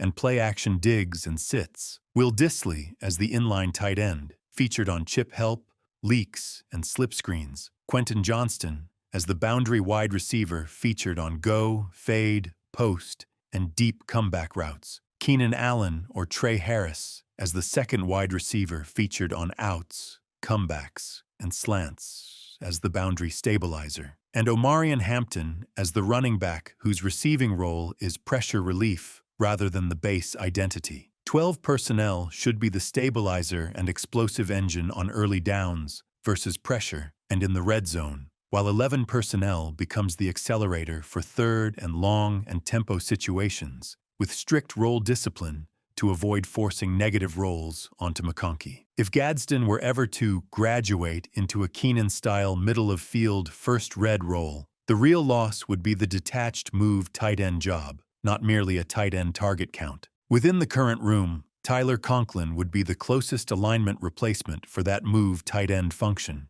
because he can align attached or detached without fully tipping run versus pass, and can run stick, seam, over, and leak concepts on schedule, even if he is not the same explosive seam-bending mismatch. The practical replacement becomes a committee. Disley stays the inline anchor, Conklin becomes the detached second tight end, and slot volume shifts to wide receivers such as McConkey or Allen, depending on who is on the roster. The honest takeaway is that Conklin can replace the job and the alignments, but not the talent profile of Gadsden's seams, so a true long-term wide 12 identity would eventually require another move tight end or big slot type if Gadsden's role changes. On the rushing side, your personnel logic is coherent. 12 personnel is the best run personnel for the Chargers because it adds gaps, hides interior weakness, forces heavier defensive fits, enables double teams, and keeps play action credible for Herbert. The most effective run menu married to Herbert's traits is built around duo, split zone, and counter, with toss and outside zone as constraints rather than staples. Duo is Herbert's best play-action marriage because it creates downhill linebacker stress and clean vertical play-action pictures while hiding interior weakness through double teams. Split zone helps control edge pressure and supports boots without asking Herbert to be a high-mobility quarterback. Counter uses angle blocks and puller keys that create clear flow reads for play action. The best all-around personnel package for both running and passing remains modern 12 personnel with Disley inline, Gadsden as the move tight end, Johnston as the boundary vertical stressor, and a second receiver chosen based on concept family, with Hampton as the back and Vidal rotating in space. Finally, on the verification audit you pasted, the clean framing is that basic box score rushing lines can be externally verified through public sources, while the advanced columns in your table cannot be independently verified without column headers, provider identity, and filter definitions. It is also correct that statements like which run concepts drove positive expected points added cannot be proven from your pasted tables unless the dataset includes concept tags. Pro Football Focus metric definitions such as big-time throw, turnover-worthy play, adjusted completion percentage, and pass blocking efficiency are definitional and verifiable, but applying them to proprietary grades and charting in your specific tables is not independently verifiable without the underlying export context.